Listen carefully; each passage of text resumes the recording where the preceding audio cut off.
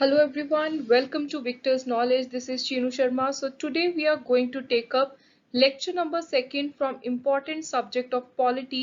So ਅੱਜ ਦੇ ਇਸ lecture ਦੇ ਅੰਦਰ ਆਪਾਂ ਦੇਖਾਂਗੇ ਸੰਵਿਧਾਨ Constitution of India ਦੇ salient features. So ਭਾਰਤੀ ਸੰਵਿਧਾਨ ਦੀਆਂ ਮੁੱਖ ਵਿਸ਼ੇਸ਼ਤਾਵਾਂ ਕੀ ਨੇ ਉਹ ਅੱਜ ਆਪਾਂ ਇਸ lecture ਦੇ ਅੰਦਰ ਕਵਰ ਕਰਾਂਗੇ ਤੇ ਟੋਟਲ ਆਪਾਂ 18 features ਦੇਖਾਂਗੇ। ਸੋ ਆਪਾਂ ਨੂੰ ਪਤਾ ਹੈ ਜਿਹੜਾ ਭਾਰਤ ਦਾ ਸੰਵਿਧਾਨ ਹੈ ਉਹ ਪ੍ਰੀਐਮਬਲ ਦੇ ਨਾਲ ਸ਼ੁਰੂ ਹੁੰਦਾ ਹੈ। ਸੋ ਸਭ ਤੋਂ ਪਹਿਲਾਂ ਜਦੋਂ ਆਪਾਂ ਇੰਡੀਅਨ ਕਨਸਟੀਟਿਊਸ਼ਨ ਦੀ ਗੱਲ ਕਰਦੇ ਆ ਇਟ ਬਿਗਿਨਸ ਵਿਦ ਅ ਪ੍ਰੀਐਮਬਲ। ਪ੍ਰੀਐਮਬਲ ਇੱਕ ਤਰੀਕੇ ਦੇ ਨਾਲ ਇੰਟਰੋਡਕਸ਼ਨ ਹੈ ਸੰਵਿਧਾਨ ਦੀ ਤੇ ਨਾਲ ਦੀ ਨਾਲ ਇਸ ਬਹੁਤ ਇੰਪੋਰਟੈਂਟ ਪਾਰਟ ਹੈ। ਜਿਹੜਾ ਪ੍ਰੀਐਮਬਲ ਹੈ ਇਹਦੇ ਵਿੱਚ ਕੁਝ ਇਹੋ ਜਿਹੇ ਪ੍ਰਿੰਸੀਪਲਸ ਨੇ, ਆਬਜੈਕਟਿਵ ਨੇ, ਆਈਡੀਅਲਸ ਨੇ ਜਿਨ੍ਹਾਂ ਦੇ ਆਧਾਰ ਉੱਤੇ ਆਪਣਾ ਪੂਰਾ ਸੰਵਿਧਾਨ ਟਿਕਿਆ ਹੋਇਆ ਹੈ। So preamble contains the ideals, objectives and basic principles of the constitution ਤੇ ਇਹੀ ਜਿਹੜਾ preamble ਹੈ ਇਹਦੇ ਜਿਹੜੇ principles ਨੇ ਜ਼ਿਆਦਾਤਰ features ਇਹਨਾਂ ਦੇ ਵਿੱਚੋਂ ਹੀ ਤਿਆਰ ਹੁੰਦੇ ਨੇ। ਸੋ ਆਪਣੇ ਲਈ ਇਹਨੂੰ ਦੇਖਣਾ ਪੜ੍ਹਨਾ ਬਹੁਤ ਜ਼ਰੂਰੀ ਹੈ ਕਿਉਂਕਿ ਕਈ ਵਾਰੀ ਪੇਪਰ ਦੇ ਵਿੱਚ ਡਾਇਰੈਕਟਲੀ ਕੁਐਸਚਨ ਆ ਜਾਂਦਾ ਕਿ ਕਿਹੜੇ ਲਿਬਰਟੀ ਦੀ ਗੱਲ ਹੋ ਰਹੀ ਹੈ preamble 'ਚ, ਕਿਹੜੇ ਜਸਟਿਸ ਦੀ ਗੱਲ ਹੋ ਰਹੀ ਹੈ। ਸੋ ਇੱਕ ਵਾਰੀ ਆਪਾਂ ਪੜ੍ਹ ਲੈਂਦੇ ਹਾਂ। We the people of India having solemnly resolved to constitute India into a sovereign socialist secular democratic republic। ਇਹ ਜਿਹੜੇ words ਨੇ ਇਹਨਾਂ ਨੂੰ ਤੁਸੀਂ ਇਸੇ ਤਰ੍ਹਾਂ ਤਰਤੀਬਵਾਰ ਹੀ ਯਾਦ ਰੱਖਣਾ ਹੈ ਕਿਉਂਕਿ ਪੇਪਰ ਦੇ ਵਿੱਚ ਬਹੁਤ ਵਾਰੀ ਕੁਐਸਚਨ ਇਹ ਆਇਆ ਹੈ ਕਿ ਇਹਨੂੰ ਲਾਈਨ ਵਾਈਜ਼ ਲਗਾਓ ਜਿਹੜੇ ਇਹ 5 words ਨੇ preamble 'ਚ ਕਿਵੇਂ ਲਿਖੇ ਹੋਏ ਨੇ। So starting from sovereign ends with republic and to secure to all its citizens ਕੀ ਪ੍ਰੀਐਮਬਲ ਅਸ਼ੋਰਿਟੀ ਦੇ ਰਿਹਾ ਕਿ ਜੋ ਇਸ ਦੇਸ਼ ਦੇ ਨਾਗਰਿਕਾਂ ਨੂੰ ਭਾਰਤੀਆਂ ਨੂੰ ਮਿਲੂਗਾ ਹੀ ਮਿਲੂਗਾ। ਸਭ ਤੋਂ ਪਹਿਲਾਂ ਹੈ ਇਨਸਾਫ, ਜਸਟਿਸ, ਕਿੰਨੇ ਤਰ੍ਹਾਂ ਦਾ? 3 ਤਰ੍ਹਾਂ ਦਾ, ਸੋਸ਼ਲ, ਇਕਨੋਮਿਕ, ਪੋਲੀਟੀਕਲ। ਫਿਰ ਹੈ ਲਿਬਰਟੀ, ਆਜ਼ਾਦੀ, ਵਿਚਾਰਾਂ ਦੀ, ਐਕਸਪ੍ਰੈਸ਼ਨ ਦੀ, ਬਿਲੀਫ ਦੀ, ਫੇਥ ਦੀ, ਵਰਸ਼ਿਪ ਦੀ। ਇਕੁਐਲਿਟੀ, ਬਰਾਬਰੀ, status, opportunity and to promote among them all। Fraternity, ਭਾਈਚਾਰਾ ਆਪਸ ਦੇ ਵਿੱਚ, dignity of individual, unity and integrity of nation. In our Constituent Assembly this 26th day of November 1949 do hereby adopt, enact and give to ourselves this constitution। So ਇਹ ਸੰਵਿਧਾਨ ਦਿੱਤਾ ਭਾਰਤੀਆਂ ਨੂੰ 26 ਨਵੰਬਰ 1949 ਨੂੰ। This date is also very important for exam। So I hope ਤੁਹਾਨੂੰ ਇੰਨੀ ਚੀਜ਼ clear ਹੋਗੀ ਕਿ ਪ੍ਰੀਐਮਬਲ 'ਚ ਕੀ ਲਿਖਿਆ ਹੋਇਆ ਤੇ ਨਾਲ ਹੀ ਜਿਹੜਾ ਸੰਵਿਧਾਨ ਹੈ ਉਹਦੀ ਸ਼ੁਰੂਆਤ ਪ੍ਰੀਐਮਬਲ ਤੋਂ ਹੁੰਦੀ ਹੈ। So this is very important part of our constitution। Now moving further, salient features of constitution have evolved directly indirectly from these objective which flow from the preamble। ਸੋ ਜਿਹੜੀ ਚੀਜ਼ ਮੈਂ ਤੁਹਾਨੂੰ ਦੱਸੀ ਹੈ ਕਿ ਜੋ ਆਪਾਂ ਅੱਗੇ ਫੀਚਰਸ ਦੇਖਾਂਗੇ ਅੱਜ ਸੰਵਿਧਾਨ ਦੀਆਂ ਵਿਸ਼ੇਸ਼ਤਾਵਾਂ ਦੇਖਾਂਗੇ, ਕੈਰੈਕਟਰਿਸਟਿਕਸ ਦੇਖਾਂਗੇ, ਉਹ ਡਾਇਰੈਕਟਲੀ ਇਨਡਾਇਰੈਕਟਲੀ ਇਸੇ ਪ੍ਰੀਐਮਬਲ ਦੇ ਵਿੱਚੋਂ ਹੀ ਇਵੋਲਵ ਹੁੰਦੀ ਹੈ। Our constitution has adopted best features of most of the major constitutions of the world। So ਆਪਾਂ ਨੂੰ ਪਤਾ ਹੈ ਕਿ ਕਾਫੀ ਸਾਰੀਆਂ ਚੀਜ਼ਾਂ ਨੇ ਜਿਹੜੀਆਂ ਹੋਰ ਦੇਸ਼ਾਂ ਦੇ ਸੰਵਿਧਾਨਾਂ ਤੋਂ ਬੋਰੋ ਕੀਤੀਆਂ ਨੇ ਫਿਰ ਭਾਰਤ ਦੇ ਸੰਵਿਧਾਨ ਦੇ ਵਿੱਚ ਐਡ ਕੀਤੀਆਂ ਨੇ। ਸੋ ਉਹ ਆਪਾਂ ਨੇ ਆਪਣੇ ਫਰਸਟ ਲੈਕਚਰ ਵਿੱਚ ਦੇਖ ਲਿਆ। Important sources though borrowed from almost every constitution। ਕਹਿੰਦੇ ਚਾਹੇ ਆਪਾਂ ਨੇ ਅਲੱਗ-ਅਲੱਗ ਦੁਨੀਆ ਭਰ ਦੇ ਸੰਵਿਧਾਨਾਂ ਚੋਂ ਫੀਚਰਸ ਨੂੰ ਐਡ ਕੀਤਾ ਹੈ ਪਰ ਜਿਹੜਾ ਭਾਰਤ ਦਾ ਸੰਵਿਧਾਨ ਹੈ ਇਹ ਆਪਣੇ ਆਪ ਵਿੱਚ ਬਹੁਤ ਖਾਸ ਹੈ। ਇਹ ਬਾਕੀ ਦੇਸ਼ਾਂ ਦੇ ਸੰਵਿਧਾਨਾਂ ਨਾਲੋਂ ਅਲੱਗ ਕਿਉਂ ਹੈ, ਇੰਪੋਰਟੈਂਟ ਕਿਉਂ ਹੈ, ਇਹਦੀਆਂ ਕੀ ਵਿਸ਼ੇਸ਼ਤਾਵਾਂ ਨੇ ਉਹ ਹੁਣ ਅੱਜ ਆਪਾਂ ਦੇਖਣ ਜਾ ਰਹੇ ਹਾਂ। ਸੋ ਇਹ ਨੇ ਟੋਟਲ 18 ਇੰਪੋਰਟੈਂਟ ਫੀਚਰਸ। ਇਹ ਸਾਰੇ ਦੇ ਸਾਰੇ ਆਪਾਂ ਨੇ ਦੇਖਣੇ ਨੇ। ਤੁਸੀਂ ਪੇਪਰ ਦੇ ਲਈ ਸਾਰਿਆਂ ਦਾ ਮੀਨਿੰਗ ਜ਼ਰੂਰ ਸਮਝ ਕੇ ਜਾਣਾ ਹੈ। ਸਭ ਤੋਂ ਪਹਿਲਾ ਹੈ ਲੈਂਦੀਐਸਟ, ਲਿਖਤੀ ਰੂਪ ਵਿੱਚ ਸਭ ਤੋਂ ਵੱਡਾ ਲੈਂਦੀਐਸਟ ਕਨਸਟੀਟਿਊਸ਼ਨ ਹੈ। drawn from various sources, ਅਲੱਗ-ਅਲੱਗ sources ਚੋਂ ਲਿਆ ਗਿਆ। ਇਹਦੇ ਅੰਦਰ ਕੁਝ ਚੀਜ਼ਾਂ ਦੇ ਵਿੱਚ ਬਹੁਤ ਸਟ੍ਰਿਕਟਨੈਸ ਹੈ ਤੇ ਕੁਝ ਚੀਜ਼ਾਂ ਦੇ ਵਿੱਚ ਥੋੜੀ ਲੀਨੀਐਂਸੀ, ਫਲੈਕਸੀਬਿਲਿਟੀ ਵੀ ਦਿੱਤੀ ਹੈ। ਫੈਡਰਲ ਸਿਸਟਮ ਹੈ ਪਰ ਯੂਨਿਟਰੀ ਇਹਦੇ ਅੰਦਰ ਮੇਨ ਬੇਸ ਹੈ। ਇਹਦਾ ਮਤਲਬ ਹੈ ਕਿ ਸੈਂਟਰ ਦੀ ਸਰਕਾਰ ਵੀ ਹੈ, ਸਟੇਟ ਦੀ ਸਰਕਾਰ ਵੀ ਹੈ ਪਰ ਜ਼ਿਆਦਾ ਪਾਵਰ, ਜ਼ਿਆਦਾ ਸਟਰੋਂਗ ਹੈ union government, centre. Parliamentary form ਦੀ ਸਰਕਾਰ ਹੈ। ਇਹਦੇ ਅੰਦਰ ਜੁਡੀਸ਼ਰੀ ਦੀ ਵੀ ਸੁਪਰੀਮੇਸੀ ਹੈ, ਪਾਰਲੀਮੈਂਟ ਦੀ ਵੀ ਆਪਣੀ ਅਲੱਗ ਤੋਂ ਵਿਸ਼ੇਸ਼ਤਾ ਹੈ, ਆਪਣੀ ਸੋਵਰੈਨਿਟੀ ਹੈ। ਰੂਲ ਆਫ ਲਾਅ ਨੂੰ ਅਪਣਾਇਆ ਜਾਂਦਾ ਹੈ। ਇੰਟੀਗ੍ਰੇਟਡ ਤੇ ਇੰਡੀਪੈਂਡੈਂਟ ਜੁਡੀਸ਼ਰੀ ਹੈ। ਜੁਡੀਸ਼ਰੀ ਦੇ ਵਿੱਚ ਕੋਈ ਵੀ ਇੰਟਰਫੇਰੈਂਸ ਨਹੀਂ ਕਰ ਸਕਦਾ। ਫੰਡਾਮੈਂਟਲ ਰਾਈਟ ਆਪਾਂ ਨੂੰ ਮੌਲਿਕ ਅਧਿਕਾਰ ਦਿੱਤੇ ਹੋਏ ਨੇ। ਡਾਇਰੈਕਟਿਵ ਪ੍ਰਿੰਸੀਪਲ ਨੇ ਸਟੇਟ ਨੂੰ ਸਰਕਾਰ ਦੀਆਂ ਕੀ ਡਿਊਟੀਆਂ ਨੇ ਉਹ ਵੀ ਦੱਸੀਆਂ ਹੋਈਆਂ ਨੇ। ਸਿਟੀਜ਼ਨ ਦੀਆਂ ਇਸ ਦੇਸ਼ ਦੇ ਨਾਗਰਿਕ ਹੋਣ ਦੇ ਨਾਤੇ ਆਪਣੇ ਕੀ ਫਰਜ਼ ਬਣਦੇ ਨੇ ਉਹ ਫੰਡਾਮੈਂਟਲ ਡਿਊਟੀਜ਼ ਵੀ ਆਪਾਂ ਨੂੰ ਦੱਸੀਆਂ ਨੇ। ਸੈਕੂਲਰਿਜ਼ਮ, ਕੋਈ ਵੀ ਰਿਲੀਜਨ ਕਿਸੇ ਤੋਂ ਉੱਪਰ ਨਹੀਂ ਹੈ, ਸਾਰੇ ਰਿਲੀਜਨ ਬਰਾਬਰ ਨੇ। ਸੈਕੂਲਰਿਜ਼ਮ ਦੇ ਨਾਲ ਰਹਿਣਾ, ਇੱਕ ਦੂਜੇ ਨਾਲ ਭਾਈਚਾਰੇ ਨਾਲ ਰਹਿਣਾ। ਯੂਨੀਵਰਸਲ ਐਡਲਟ ਫਰੈਂਚਾਈਜ਼ੀ, ਜੋ ਵੀ 18 ਸਾਲ ਤੋਂ ਉੱਪਰ ਹੋ ਗਿਆ ਉਹਦੇ ਕੋਲ VOTING ਦਾ ਰਾਈਟ ਹੈ। ਸਿੰਗਲ ਸਿਟੀਜ਼ਨਸ਼ਿਪ ਹੈ, ਆਪਣੇ ਕੋਲ ਭਾਰਤ ਦੇ ਨਾਗਰਿਕ ਹੋਣ ਦੇ ਨਾਤੇ ਸਿਰਫ ਭਾਰਤੀ ਹੋਣ ਦੀ ਸਿਟੀਜ਼ਨਸ਼ਿਪ ਹੈ। ਆਪਾਂ ਇੰਡੀਆ ਦੇ ਸਿਟੀਜ਼ਨ ਆ, ਇਹ ਨਹੀਂ ਕਿ ਜੇ ਆਪਾਂ ਪੰਜਾਬ 'ਚ ਰਹਿ ਰਹੇ ਤਾਂ ਆਪਣੇ ਕੋਲ ਪੰਜਾਬ ਦੀ ਅਲੱਗ ਤੋਂ ਸਿਟੀਜ਼ਨਸ਼ਿਪ ਹੈ, ਹਰਿਆਣੇ ਦੀ ਅਲੱਗ ਤੋਂ ਹੈ। ਸੋ ਇਹ ਕੰਸੈਪਟ ਨਹੀਂ ਹੈ ਸਿੰਗਲ ਸਿਟੀਜ਼ਨਸ਼ਿਪ। ਇੰਡੀਪੈਂਡੈਂਟ ਬੋਡੀ, ਅਲੱਗ-ਅਲੱਗ ਬੋਡੀਜ਼ ਆਪਣੀਆਂ ਕੰਮ ਕਰਦੀਆਂ ਨੇ, ਐਡਮਿਨਿਸਟ੍ਰੇਸ਼ਨ ਦੀਆਂ, ਜੁਡੀਸ਼ਰੀ ਦੀਆਂ, ਲੈਜਿਸਲੇਸ਼ਨ ਦੀਆਂ। ਐਮਰਜੈਂਸੀ ਪ੍ਰੋਵੀਜ਼ਨ ਨੇ, ਜੇ ਦੇਸ਼ ਵਿੱਚ ਕੋਈ ਸੰਕਟ ਆ ਜਾਵੇ, ਚਾਹੇ ਨੈਸ਼ਨਲ ਐਮਰਜੈਂਸੀ ਹੈ, ਫਾਈਨੈਂਸ਼ੀਅਲ ਹੈ, ਕੋਈ ਵੀ ਐਮਰਜੈਂਸੀ ਹੈ ਤਾਂ ਉਹਨੂੰ ਹੈਂਡਲ ਕਿਵੇਂ ਕਰਨਾ ਹੈ ਉਹਦੇ ਲਈ ਸੰਵਿਧਾਨ ਦੇ ਵਿੱਚ ਪ੍ਰੋਵੀਜ਼ਨਸ ਨੇ। 3 ਤਰੀਕੇ ਦੀ ਸਰਕਾਰ ਹੈ ਲੋਕਲ ਲੈਵਲ ਦੇ ਉੱਤੇ, ਆਪਾਂ ਨੂੰ ਪਤਾ ਹੈ ਬਲਾਕ ਲੈਵਲ ਦੇ ਉੱਤੇ ਹੈ, ਦੈਨ ਪੰਚਾਇਤੀ ਰਾਜ ਹੈ। ਸੋ ਉਹ ਸਾਰੀਆਂ ਚੀਜ਼ਾਂ ਨੇ ਤੇ ਲਾਸਟ ਵਿੱਚ ਹੈ ਕੋਆਪਰੇਟਿਵ ਸੁਸਾਇਟੀ। ਸੋ ਇਹਨਾਂ ਦਾ ਵੀ ਬਹੁਤ ਇੰਪੋਰਟੈਂਟ ਰੋਲ ਹੈ ਤੇ ਰੀਸੈਂਟਲੀ ਸਰਕਾਰ ਨੇ ਹੋਰ ਜ਼ਿਆਦਾ ਸਟਰੋਂਗਲੀ ਇਹਨੂੰ ਸਪੋਰਟ ਕੀਤਾ ਹੈ। ਸੋ ਇਹ ਨੇ 18 ਇੰਪੋਰਟੈਂਟ ਫੀਚਰਸ ਜੋ ਭਾਰਤ ਦੇ ਸੰਵਿਧਾਨ ਦੇ ਅੰਦਰ ਨੇ, ਜੋ ਆਪਣੇ ਸੰਵਿਧਾਨ ਨੂੰ ਬਹੁਤ ਹੀ ਜ਼ਿਆਦਾ ਇੰਪੋਰਟੈਂਟ ਬਣਾਉਂਦੇ ਨੇ। ਸੋ ਸਭ ਤੋਂ ਪਹਿਲਾ ਇੰਪੋਰਟੈਂਟ ਫੀਚਰ ਆਉਂਦਾ ਲੈਂਥੀਐਸਟ ਰਿਟਨ ਕਨਸਟੀਟਿਊਸ਼ਨ। ਭਾਰਤ ਦਾ ਸੰਵਿਧਾਨ ਦੁਨੀਆ ਦੇ ਸਾਰੇ ਸੰਵਿਧਾਨਾਂ ਦੇ ਵਿੱਚੋਂ ਸਭ ਤੋਂ ਜ਼ਿਆਦਾ ਲੰਬਾ ਹੈ। ਸੰਵਿਧਾਨ ਦੋ ਤਰ੍ਹਾਂ ਦੇ ਹੁੰਦੇ ਨੇ, ਇੱਕ ਤਾਂ ਹੁੰਦੇ ਨੇ ਲਿਖਤੀ, ਦੂਜੇ ਹੁੰਦੇ ਨੇ ਜਿਹੜੇ ਅਨਰਿਟਨ ਹੁੰਦੇ ਨੇ। ਸੋ ਲਿਖਤੀ ਜਿਵੇਂ ਅਮਰੀਕਾ ਦਾ ਕਨਸਟੀਟਿਊਸ਼ਨ ਹੈ, ਅਨਰਿਟਨ ਜੋ ਨਹੀਂ ਲਿਖਿਆ ਹੋਇਆ ਜਿਵੇਂ ਬ੍ਰਿਟਿਸ਼ ਦਾ ਸੰਵਿਧਾਨ ਹੈ, ਇਹ ਵੀ ਤੁਹਾਨੂੰ ਪਤਾ ਹੋਣਾ ਚਾਹੀਦਾ। ਭਾਰਤ ਦੇ ਸੰਵਿਧਾਨ ਦਾ ਹੁਣ ਲਿਖਤੀਆਂ ਦੇ ਵਿੱਚੋਂ ਇੱਕ ਹੋਰ ਅਲੱਗ ਫੀਚਰ ਐਡ ਹੋ ਜਾਂਦਾ ਕਿ ਇਹ ਸਭ ਤੋਂ ਜ਼ਿਆਦਾ ਲੰਬਾ ਤੇ ਸਭ ਤੋਂ ਜ਼ਿਆਦਾ ਡਿਟੇਲਡ ਡਾਕੂਮੈਂਟ ਹੈ। ਕਿਸੇ ਵੀ ਵਰਲਡ ਦੇ ਕਨਸਟੀਟਿਊਸ਼ਨ ਨੂੰ ਚੱਕ ਕੇ ਦੇਖ ਲਓ, ਇੰਡੀਆ ਦਾ ਕਨਸਟੀਟਿਊਸ਼ਨ ਹੈ ਜਿਹੜਾ it has the distinction of being the lengthiest and detailed constitutional document the world has so far produced. So it is lengthiest of all the written constitutions of the world. ਬਹੁਤ comprehensive ਹੈ, ਹਰ ਇੱਕ detail ਨੂੰ touch ਕਰਨ ਦੀ ਕੋਸ਼ਿਸ਼ ਕੀਤੀ ਹੈ। ਬਾਕੀ ਜਿਸ ਸਮੇਂ ਤਿਆਰ ਕੀਤਾ ਸੀ ਉਹਦੇ ਨਾਲੋਂ ਹੁਣ ਸਮਾਂ ਬਹੁਤ ਬਦਲ ਗਿਆ ਹੈ। ਸੋ ਇਹਦੇ ਵਿੱਚ ਟਾਈਮ ਟੂ ਟਾਈਮ ਨਵੇਂ ਸਮੇਂ ਦੇ ਅਨੁਸਾਰ ਚੱਲਣ ਦੇ ਲਈ ਬਹੁਤ ਸਾਰੀਆਂ ਤਬਦੀਲੀਆਂ ਕੀਤੀਆਂ ਜਾਂਦੀਆਂ ਨੇ, ਜਿਨ੍ਹਾਂ ਨੂੰ ਆਪਾਂ ਕਹਿੰਦੇ ਆ ਅਮੈਂਡਮੈਂਟਸ। ਸੋ ਟੋਟਲ ਜੇ ਆਪਾਂ ਹੁਣ ਤੱਕ ਦੀ ਗੱਲ ਕਰੀਏ ਤਾਂ 105 ਅਮੈਂਡਮੈਂਟ ਹੋ ਚੁੱਕੀਆਂ ਨੇ, ਜਿਹੜੀਆਂ ਪੱਕੇ ਤੌਰ ਤੇ ਆਪਾਂ ਨੂੰ ਪਤਾ ਨੇ। ਸੋ ਜਿਹੜੀ ਲਾਸਟ 105th ਅਮੈਂਡਮੈਂਟ ਹੈ ਇਹ ਇੰਪਲੀਮੈਂਟ ਹੋਣੀ ਹੈ, ਵੈਸੇ ਇਹ ਪ੍ਰੋਪਰ ਪਾਸ ਹੋ ਚੁੱਕੀ ਹੈ। The factors that contributed to the elephantine size of the Indian Constitution are, ਹੁਣ ਐਲੀਫੈਂਟਾਈਨ ਸਾਈਜ਼ ਦਾ ਮਤਲਬ ਹੈ ਕਿ ਬਹੁਤ ਵੱਡਾ ਸਾਈਜ਼ ਹੈ, ਬਹੁਤ ਡੀਟੇਲਡ ਹੈ, ਲੈਂਥੀ ਹੈ। ਇਹਦਾ ਕਾਰਨ ਇਹ ਹੈ ਜੀਓਗ੍ਰਾਫੀਕਲ ਫੈਕਟਰ, ਜਿਹੜਾ ਆਪਣਾ ਦੇਸ਼ ਹੈ, ਜੇ ਆਪਾਂ ਜੀਓਗ੍ਰਾਫੀ ਦੀ ਗੱਲ ਕਰੀਏ ਤਾਂ ਬਾਕੀਆਂ ਨਾਲੋਂ ਥੋੜੀ ਅਲੱਗ ਹੈ। ਵਾਸਟ ਜੀਓਗ੍ਰਾਫੀ ਹੈ, ਅਲੱਗ-ਅਲੱਗ ਤਰ੍ਹਾਂ ਦੇ ਏਰੀਆਜ਼ ਪਾਏ ਜਾਂਦੇ ਨੇ, ਅਲੱਗ-ਅਲੱਗ ਤਰ੍ਹਾਂ ਦੇ ਲੋਕ ਨੇ। ਜੇ ਆਪਾਂ ਗੱਲ ਕਰੀਏ ਕਿ ਉਰੇ ਕੋਈ ਇੱਕ ਤਰ੍ਹਾਂ ਦੇ ਕਲਚਰ ਦੇ ਲੋਕ ਨਹੀਂ, ਇੱਕੋ ਤਰ੍ਹਾਂ ਦੇ ਲੈਵਲ ਦੇ ਲੋਕ ਨਹੀਂ।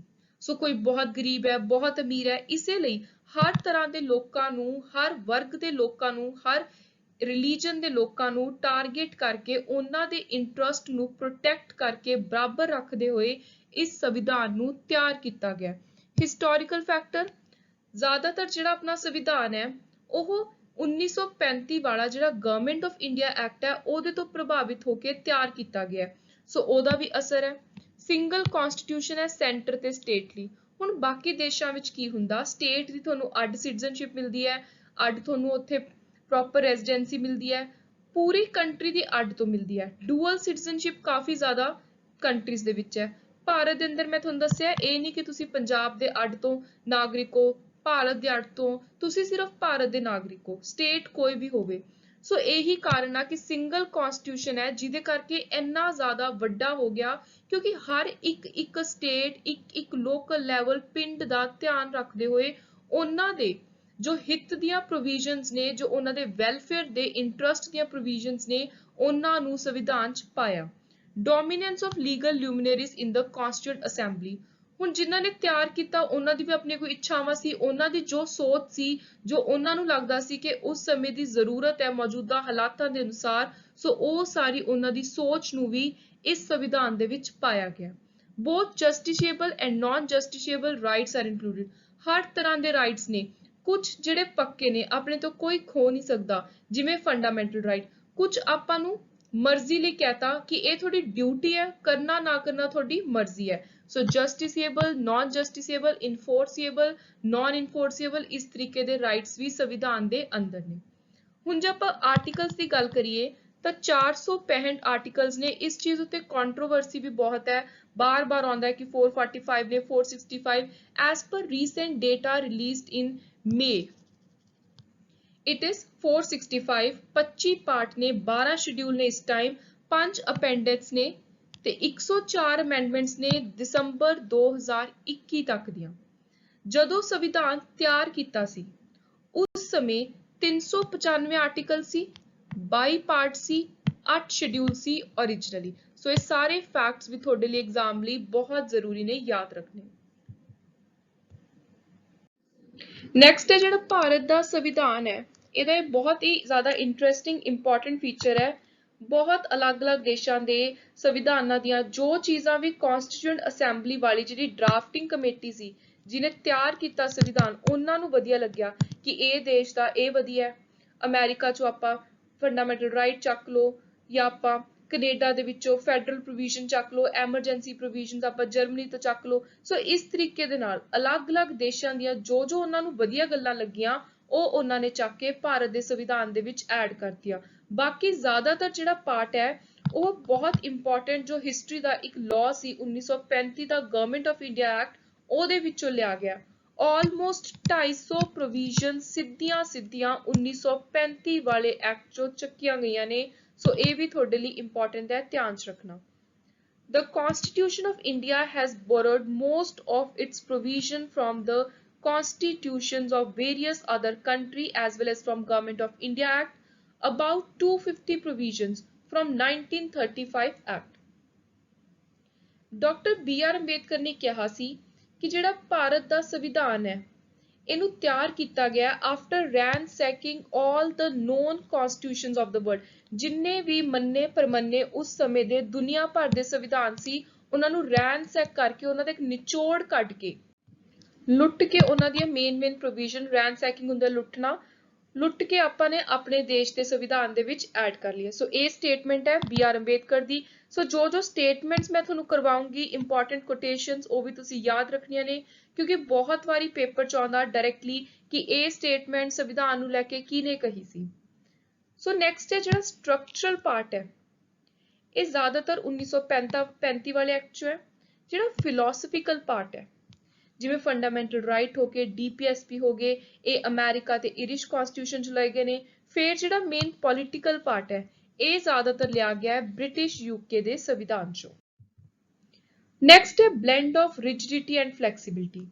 ਸੋ ਕੁਝ ਇਹੋ ਜਿਹੀਆਂ ਚੀਜ਼ਾਂ ਨੇ ਭਾਰਤ ਦੇ ਸੰਵਿਧਾਨ ਦੀਆਂ ਜਿਨ੍ਹਾਂ ਨੂੰ ਬਦਲਣ ਦੇ ਲਈ, ਜਿਨ੍ਹਾਂ ਦੀ ਅਮੈਂਡਮੈਂਟ ਚੇਂਜ ਕਰਨ ਦੇ ਲਈ ਪ੍ਰੋਸੀਜਰ ਹੈ, ਜਿਹੜਾ ਤਰੀਕਾ ਹੈ, ਸਟੈਪ ਨੇ ਜਿਹੜੇ ਉਹ ਬਹੁਤ ਹੀ ਜ਼ਿਆਦਾ ਸੌਖੇ ਨੇ, ਇਸ ਲਈ ਕਿਹਾ ਜਾਂਦਾ ਹੈ ਫਲੈਕਸੀਬਲ ਹੈ।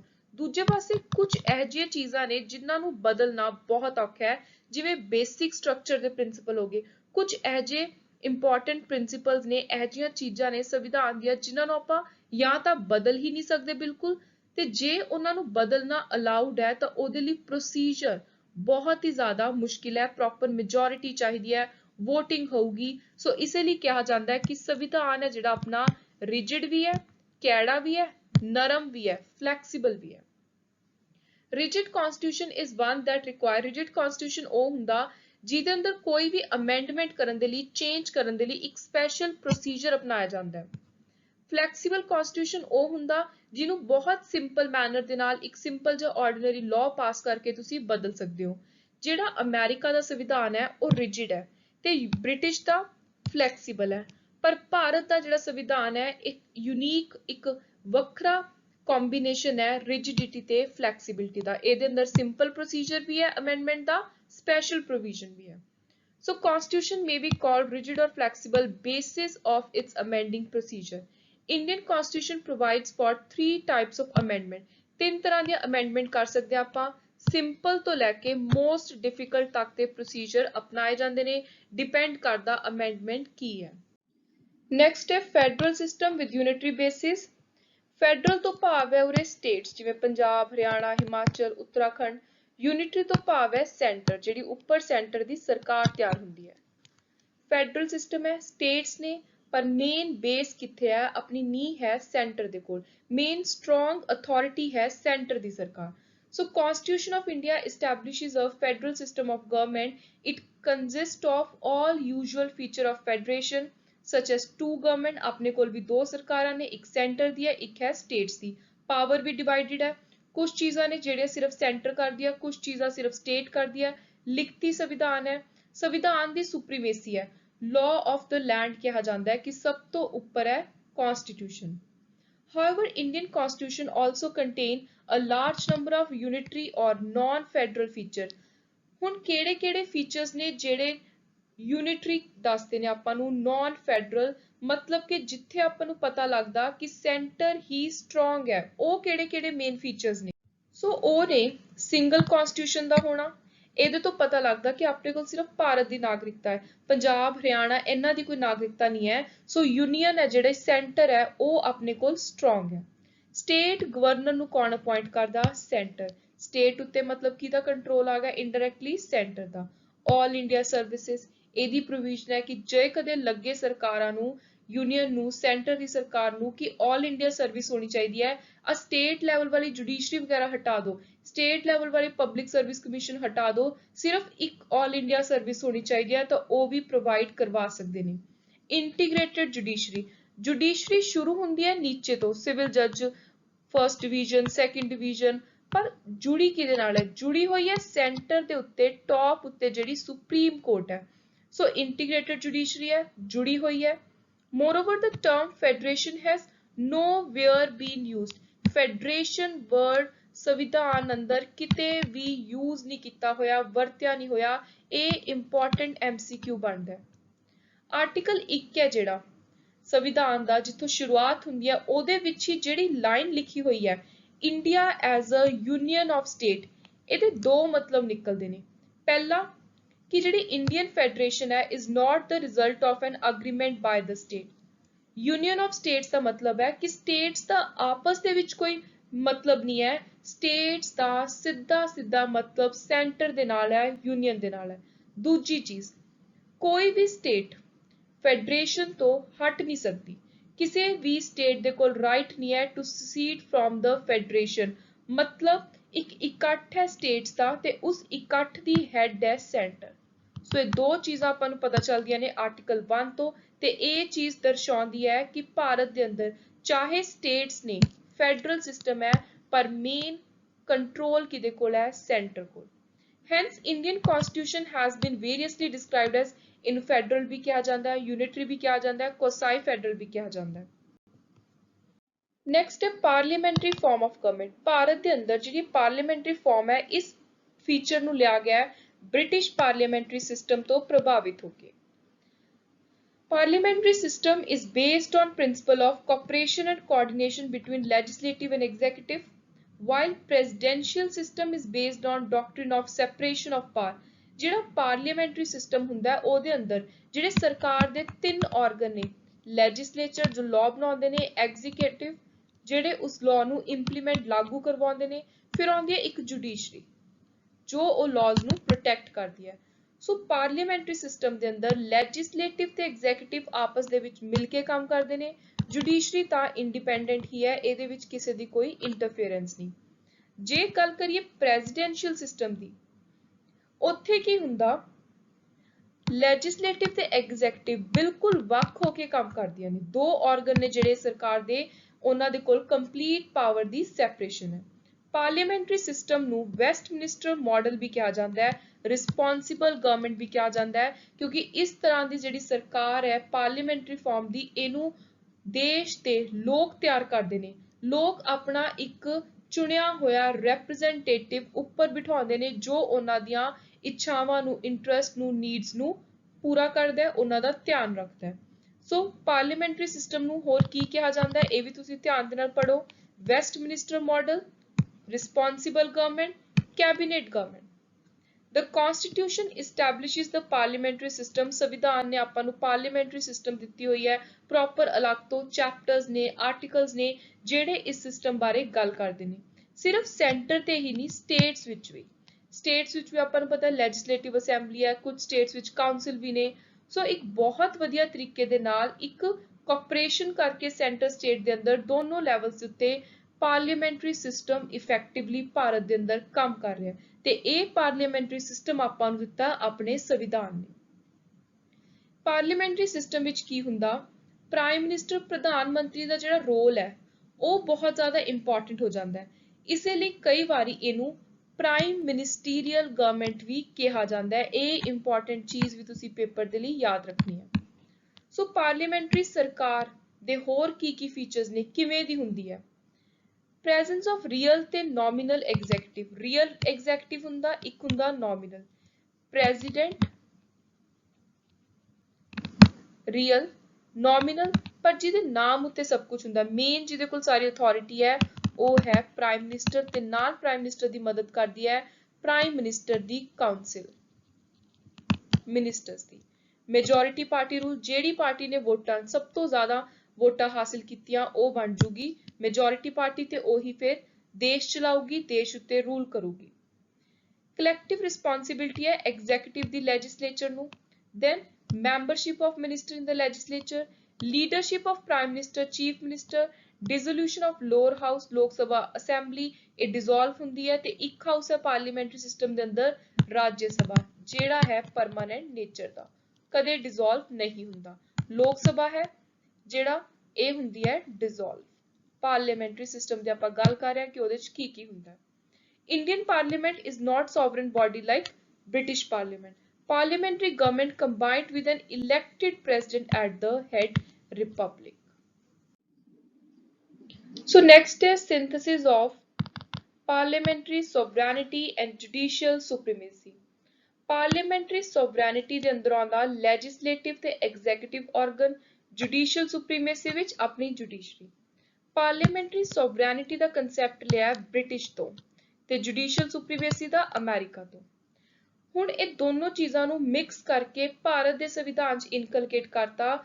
ਸੋ ਜਿਹੜੀ ਭਾਰਤ ਦੀ ਸੁਪਰੀਮ ਕੋਰਟ ਹੈ ਉਹਦੇ ਕੋਲ ਵੀ ਜਿਵੇਂ ਅਮਰੀਕਾ ਦੀ ਸੁਪਰੀਮ ਕੋਰਟ ਦੇ ਕੋਲ ਪ੍ਰੋਪਰ ਟੌਪ ਮੋਸਟ ਪਾਵਰ ਹੈ, ਸੁਪਰੀਮੇਸੀ ਹੈ, ਉਸੇ ਤਰ੍ਹਾਂ ਭਾਰਤ ਦੀ ਜਿਹੜੀ ਸੁਪਰੀਮ ਕੋਰਟ ਹੈ ਉਹ ਵੀ ਜੇ ਚਾਹੇ ਕੋਈ ਵੀ ਪਾਰਲੀਮੈਂਟਰੀ ਲਾਅ ਜੋ ਉਹਨੂੰ ਲੱਗ ਰਿਹਾ ਕਿ ਸੰਵਿਧਾਨ ਦੇ ਸਿਧਾਂਤਾਂ ਦੇ ਪ੍ਰੋਵੀਜ਼ਨਸ ਦੇ ਅਗੇਂਸਟ ਹੈ ਤਾਂ ਉਹਨੂੰ ਅਨਕਨਸਟੀਟਿਊਸ਼ਨਲ ਡਿਕਲੇਅਰ ਕਰ ਸਕਦੀ ਹੈ। ਸੁਪਰੀਮ ਕੋਰਟ ਵॉइड ਰੱਦ ਡਿਕਲੇਅਰ ਕਰ ਸਕਦੀ ਹੈ ਆਪਣੀ ਜੁਡੀਸ਼ੀਅਲ ਰਿਵਿਊ ਦੀ ਪਾਵਰ ਯੂਜ਼ ਕਰਕੇ। ਪਰ ਪਾਰਲੀਮੈਂਟ ਕੋਲ ਵੀ ਸੋਵਰੈਨਿਟੀ ਹੈ। ਪਾਰਲੀਮੈਂਟ ਵੀ ਜੇ ਕਦੇ ਚਾਹੇ ਤਾਂ ਸੰਵਿਧਾਨ ਦਾ ਕੋਈ ਵੀ ਮੇਜਰ ਪੋਰਸ਼ਨ, ਮੇਜਰ ਹਿੱਸਾ ਆਪਣੀ ਪਾਵਰ ਯੂਜ਼ ਕਰਕੇ ਬਦਲ ਸਕਦੀ ਹੈ, ਅਮੈਂਡ ਕਰ ਸਕਦੀ ਹੈ। ਸੋ ਜੁਡੀਸ਼ਰੀ ਕੋਲ ਆਪਣੀ ਇੱਕ ਅਲੱਗ ਪਹਿਚਾਣ ਹੈ, ਅਲੱਗ ਇੱਕ ਪਾਵਰ ਹੈ, ਸੁਪਰੀਮੇਸੀ ਹੈ। ਪਾਰਲੀਮੈਂਟ ਕੋਲ ਸੰਵਿਧਾਨ ਨੂੰ ਲੈ ਕੇ ਆਪਣੀ ਅਲੱਗ ਤੋਂ ਸੋਵਰੈਨਿਟੀ ਹੈ। ਸੋ ਇੱਕ ਵਾਰੀ ਹੁਣ ਆਪਾਂ ਇਹ ਸਾਰਾ ਪੜ੍ਹ ਲੈਂਦੇ ਹਾਂ। The doctrine of sovereignty of parliament is associated with British Parliament, while judicial supremacy with American Supreme Court. Just as ਜਿਵੇਂ Indian parliamentary system British system ਤੋਂ ਅਲੱਗ ਹੈ, the scope judicial review power of Supreme Court in India is narrow than what exists in America. Because America ਦੇ ਵਿੱਚ due process of law the principle ਹੈ, ਭਾਰਤ ਦੇ ਅੰਦਰ specifically article 21 ਵਿੱਚ ਵੀ ਲਿਖਿਆ ਹੋਇਆ ਹੈ procedure established by law. ਸੋ ਜੋ legislature, ਜੋ law ਨੇ ਆਪਾਂ ਨੂੰ clear ਕਰਤਾ, ਉਸੇ ਪਾਵਰ ਦੇ ਵਿੱਚ ਹੀ ਜੋ ਪਾਰਲੀਮੈਂਟ ਚ law ਪਾਸ ਹੋ ਕੇ ਆ ਗਿਆ ਉਸੇ ਪਾਵਰ ਦੇ ਅੰਦਰ ਰਹਿ ਕੇ ਜੁਡੀਸ਼ਰੀ ਆਪਣਾ ਕੰਮ ਕਰਦੀ ਹੈ। Therefore, the framers of Indian Constitution, ਸੋ ਜਿਨ੍ਹਾਂ ਨੇ ਸੰਵਿਧਾਨ ਤਿਆਰ ਕੀਤਾ ਉਹਨਾਂ ਨੇ ਇੱਕ ਪ੍ਰੋਪਰ ਕੋਆਪਰੇਸ਼ਨ ਸਿੰਥੇਸਿਸ ਬਣਾਉਣ ਦੀ ਕੋਸ਼ਿਸ਼ ਕੀਤੀ ਕਿ ਬ੍ਰਿਟਿਸ਼ ਵਾਲਾ ਪ੍ਰਿੰਸੀਪਲ ਵੀ ਆਪਾਂ ਅਪਣਾਈਏ, ਅਮਰੀਕਾ ਵਾਲਾ ਪ੍ਰਿੰਸੀਪਲ ਵੀ ਐਡ ਕਰੀਏ। ਸੁਪਰੀਮ ਕੋਰਟ ਡਿਕਲੇਅਰ ਕਰ ਸਕਦੀ ਹੈ ਕਿਸੇ ਵੀ ਪਾਰਲੀਮੈਂਟਰੀ ਲਾਅ ਨੂੰ unconstitutional through it's power of judicial review. Parliament amend ਕਰ ਸਕਦੀ ਹੈ ਸੰਵਿਧਾਨ ਦੇ ਕਿਸੇ ਵੀ ਮੇਨ ਹਿੱਸੇ ਨੂੰ ਆਪਣੀ ਕਨਸਟੀਟਿਊਟ ਪਾਵਰ ਯੂਜ਼ ਕਰਕੇ। ਨੈਕਸਟ ਹੈ rule of law. So rule of law the simple ਜਿਹਾ ਮਤਲਬ ਹੈ ਜਿਹੜੇ ਲੋਕ ਨੇ ਕਿਸੇ ਵੀ ਜਗ੍ਹਾ ਦੇ, ਉਰੇ ਆਪਾਂ ਭਾਰਤ ਦੀ ਗੱਲ ਕਰਦੇ ਹਾਂ ਕਿਉਂਕਿ ਭਾਰਤ ਵਿੱਚ ਵੀ ਰੂਲ ਆਫ ਲਾਅ ਦਾ ਹੀ ਪ੍ਰਿੰਸੀਪਲ ਹੈ ਜੋ ਅਪਣਾਇਆ ਜਾਂਦਾ ਹੈ। ਆਰਟੀਕਲ 14 ਦੇ ਵਿੱਚ ਬਹੁਤ ਕਲੀਅਰਲੀ ਇਹਦੀ ਗੱਲ ਹੁੰਦੀ ਹੈ। ਸੋ ਇਹਦੇ ਅਨੁਸਾਰ ਜਿਹੜੇ ਲੋਕ ਨੇ ਉਹਨਾਂ ਨੂੰ ਲਾਅ ਗਵਰਨ ਕਰਦਾ ਹੈ, ਨਾ ਕਿ ਕੋਈ ਇਨਸਾਨ। ਸੋ ਲਾਅ ਦਾ ਰੂਲ ਚੱਲਦਾ ਹੈ, ਕਿਸੇ ਪਰਸਨ ਦਾ, ਮੈਨ ਦਾ ਕੋਈ ਰੂਲ ਨਹੀਂ ਚੱਲਦਾ। ਇਹਦਾ ਮਤਲਬ ਹੈ ਕਿ ਕੋਈ ਵੀ ਮੈਨ, ਕੋਈ ਵੀ ਇਨਸਾਨ ਲਾਅ ਤੋਂ ਉੱਪਰ ਨਹੀਂ ਹੈ। ਸਿੰਪਲ ਇਹੀ ਚੀਜ਼ ਆਪਾਂ ਭਾਰਤ ਦੇ ਸੰਵਿਧਾਨ ਦੇ ਵਿੱਚ ਅਪਣਾਉਂਦੇ ਹਾਂ। According to this, people are ruled by law but not by men. That is the basic truism, no man is infallible. ਤੇ ਇਹ ਜਿਹੜਾ ਰੂਲ ਆਫ ਲਾਅ ਹੈ ਇੱਕ ਡੈਮੋਕ੍ਰੈਟਿਕ ਸਰਕਾਰ ਦੇ ਲਈ, ਉਹਦੇ ਪ੍ਰੋਪਰ ਚੱਲਣ ਦੇ ਲਈ ਬਹੁਤ ਹੀ ਜ਼ਿਆਦਾ ਇੰਪੋਰਟੈਂਟ ਹੈ, ਹੋਣਾ ਜ਼ਰੂਰੀ ਹੈ। ਜੇ ਇਨਸਾਨ ਆਪਣੇ ਆਪ ਨੂੰ ਉੱਪਰ ਸਮਝਣ ਲੱਗ ਗਿਆ ਲਾਅ ਤੋਂ, ਤਾਂ ਫਿਰ ਡੈਮੋਕ੍ਰੇਸੀ ਦਾ ਕੋਈ ਮਤਲਬ ਨਹੀਂ ਰਹਿ ਜਾਊਗਾ। ਡੈਮੋਕ੍ਰੇਸੀ ਵਿੱਚ ਹਰ ਇਨਸਾਨ ਆਪਣੀ ਗੱਲ ਰੱਖਦਾ ਹੈ, ਉਹ ਗੱਲ ਰੱਖਦਾ ਹੈ ਲਾਅ ਕਰਕੇ, ਜੇ ਉਹਨੂੰ ਲਾਅ ਦੇ ਦੁਆਰਾ ਇੱਕ ਪ੍ਰੋਟੈਕਸ਼ਨ ਮਿਲੀ ਹੋਈ ਹੈ। More important is the meaning that law is the sovereign. Law ਸਭ ਤੋਂ ਉੱਪਰ ਹੈ। ਮੈਂ ਤੁਹਾਨੂੰ ਦੱਸਿਆ ਕੋਈ ਇਨਸਾਨ ਲਾਅ ਤੋਂ ਉੱਪਰ ਨਹੀਂ ਹੈ। ਇਹ ਗੱਲ ਆਪਾਂ ਬਾਰ-ਬਾਰ ਸੁਣਦੇ ਹੋ ਵੀ ਹਾਂ। ਸੋ ਇਹੀ ਚੀਜ਼ ਆਪਣਾ ਸੰਵਿਧਾਨ ਫੋਲੋ ਕਰਦਾ ਹੈ ਕਿ ਲਾਅ ਹੀ ਸਭ ਤੋਂ ਉੱਪਰ ਹੈ, ਸੋਵਰਨ ਹੈ। The chief ingredient of law is custom, which is nothing but habitual practice and belief of common people. Rule of law ਦਾ ਮਤਲਬ ਹੈ sovereignty of common man's collective wisdom. ਜੋ ਚੀਜ਼ ਇੱਕ ਨਾਰਮਲ ਇਨਸਾਨ ਨੂੰ ਗਲਤ ਲੱਗਦੀ ਹੈ, ਉਹੀ ਲਾਅ 'ਚ ਪਾਈ ਹੋਈ ਹੈ, ਉਸੇ ਚੀਜ਼ ਦਾ ਰੂਲ ਚੱਲਦਾ। ਸੋ ਕਿਸੇ ਦਾ ਮਰਡਰ ਕਰਨਾ, ਕਿਸੇ ਦੀ ਹੱਤਿਆ ਕਰਨੀ ਆਪਾਂ ਨੂੰ ਪਤਾ ਹੈ ਗਲਤ ਹੈ, ਇਹੀ ਲਾਅ 'ਚ ਹੈ। ਇਹੀ ਚੀਜ਼ ਆਪਾਂ ਨੂੰ ਲਾਅ ਦੱਸਦੀ ਹੈ ਸਾਰੀ ਦੀ ਸਾਰੀ ਸੁਸਾਇਟੀ ਨੂੰ, ਇਹੀ ਚੀਜ਼ ਆਪਾਂ ਫੋਲੋ ਕਰਦੇ ਹਾਂ ਆਮ ਤੌਰ ਤੇ। ਸੋ ਇਹ ਆਪਣੇ ਲਈ ਇੱਕ ਲਾਅ ਬਣ ਗਿਆ, ਇੱਕ ਰੂਲ ਬਣ ਗਿਆ। Apart from this meaning, law ਦੇ ਹੋਰ ਬਹੁਤ ਸਾਰੇ ਮਤਲਬ ਨੇ।